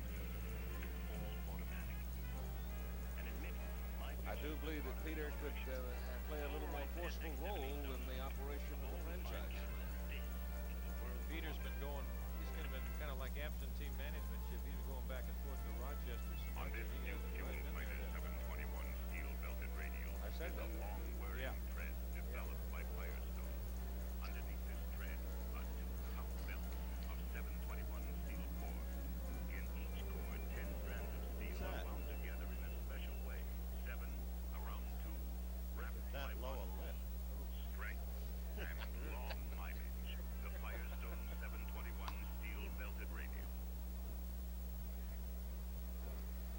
One of the young ladies who works as an usherette here at Olympic Stadium in the great old city of Montreal. And on the mound now for the Los Angeles Dodgers in the bottom of the 8th inning as the Expos come up will be Dennis Llewellyn. Charlie Huff. Right-hander, 25 years. Au Monticule pour les Dodgers. Instead of Llewellyn. So it's the knuckleballer who got the call out of the pen. The young right-hander Llewellyn was out there, but Huff Charlie got himself cranked up and came instead.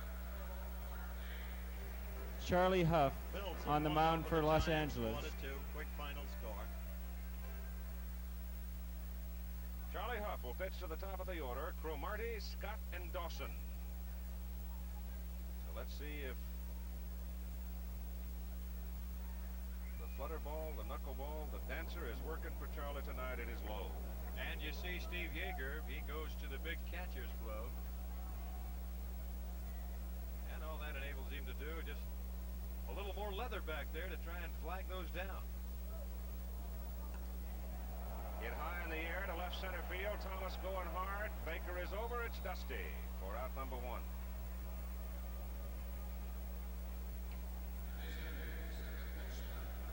Charlie Huff has worked the last 14 2/3 innings.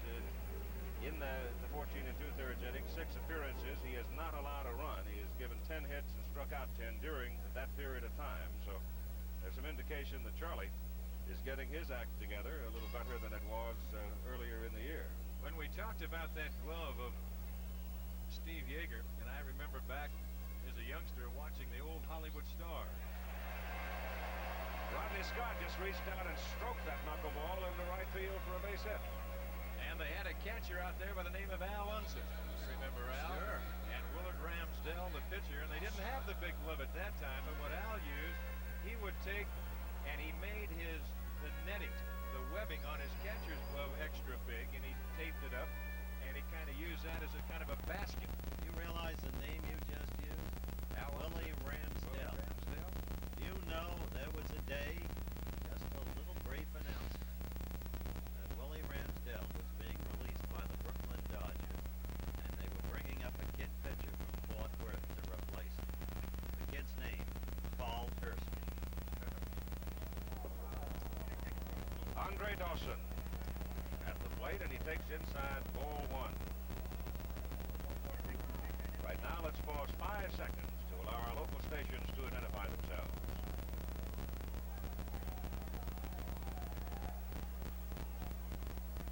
Huff delivers, and Dawson hits it sharply to Russell over to second. 1 back to first, double play, and the inning is over. So Charlie Huff 6-4-3 le double jeu, 6-4-3 double play. out of his hair. 3-0 Montreal, back after a word from our local stations and a message in behalf of Major League Baseball. Late night tonight, a small-time robbery turns into a big-time war on Police Story. Down you go, Drysdale. Hour to fill, huh? Be 45 minutes at least. How much fill, Dennis? 6.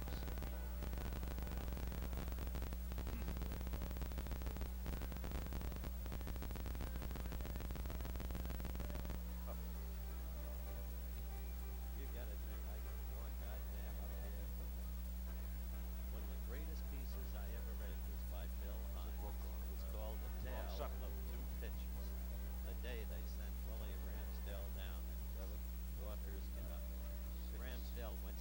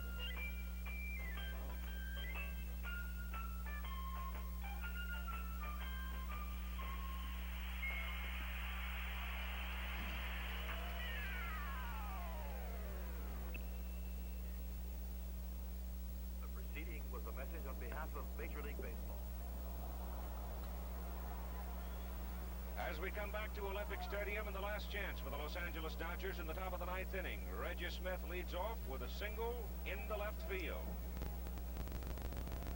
Now there was a slow curveball again. Jimmy Mason playing to the hole, maybe cheating just a little bit. As a shortstop and second baseman, they will see the pitch is called by the catcher.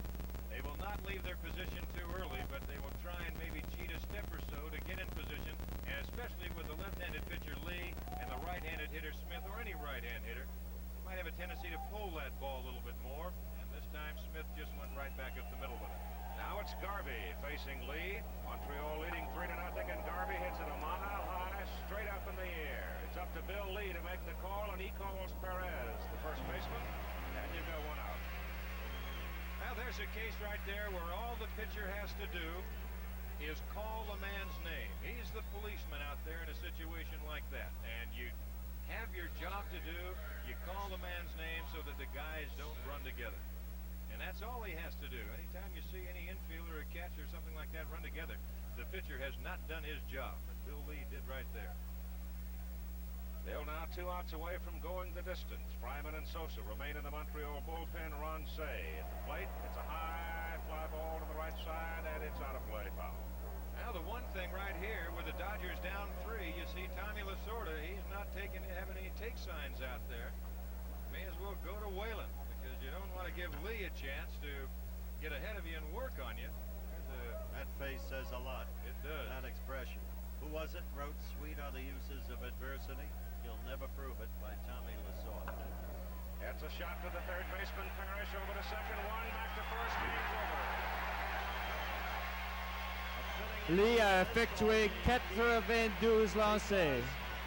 Lee threw 92 pitches. Stories really in baseball in a broad sense. The juxtaposition of power in the National League. This young, fine Montreal team playing so compellingly in all departments, meshing their efforts, and yet the sudden, inexplicable collapse of the Dodgers, the most negative story in baseball, into last place. There's Davy Lopes, and his face registers a lot.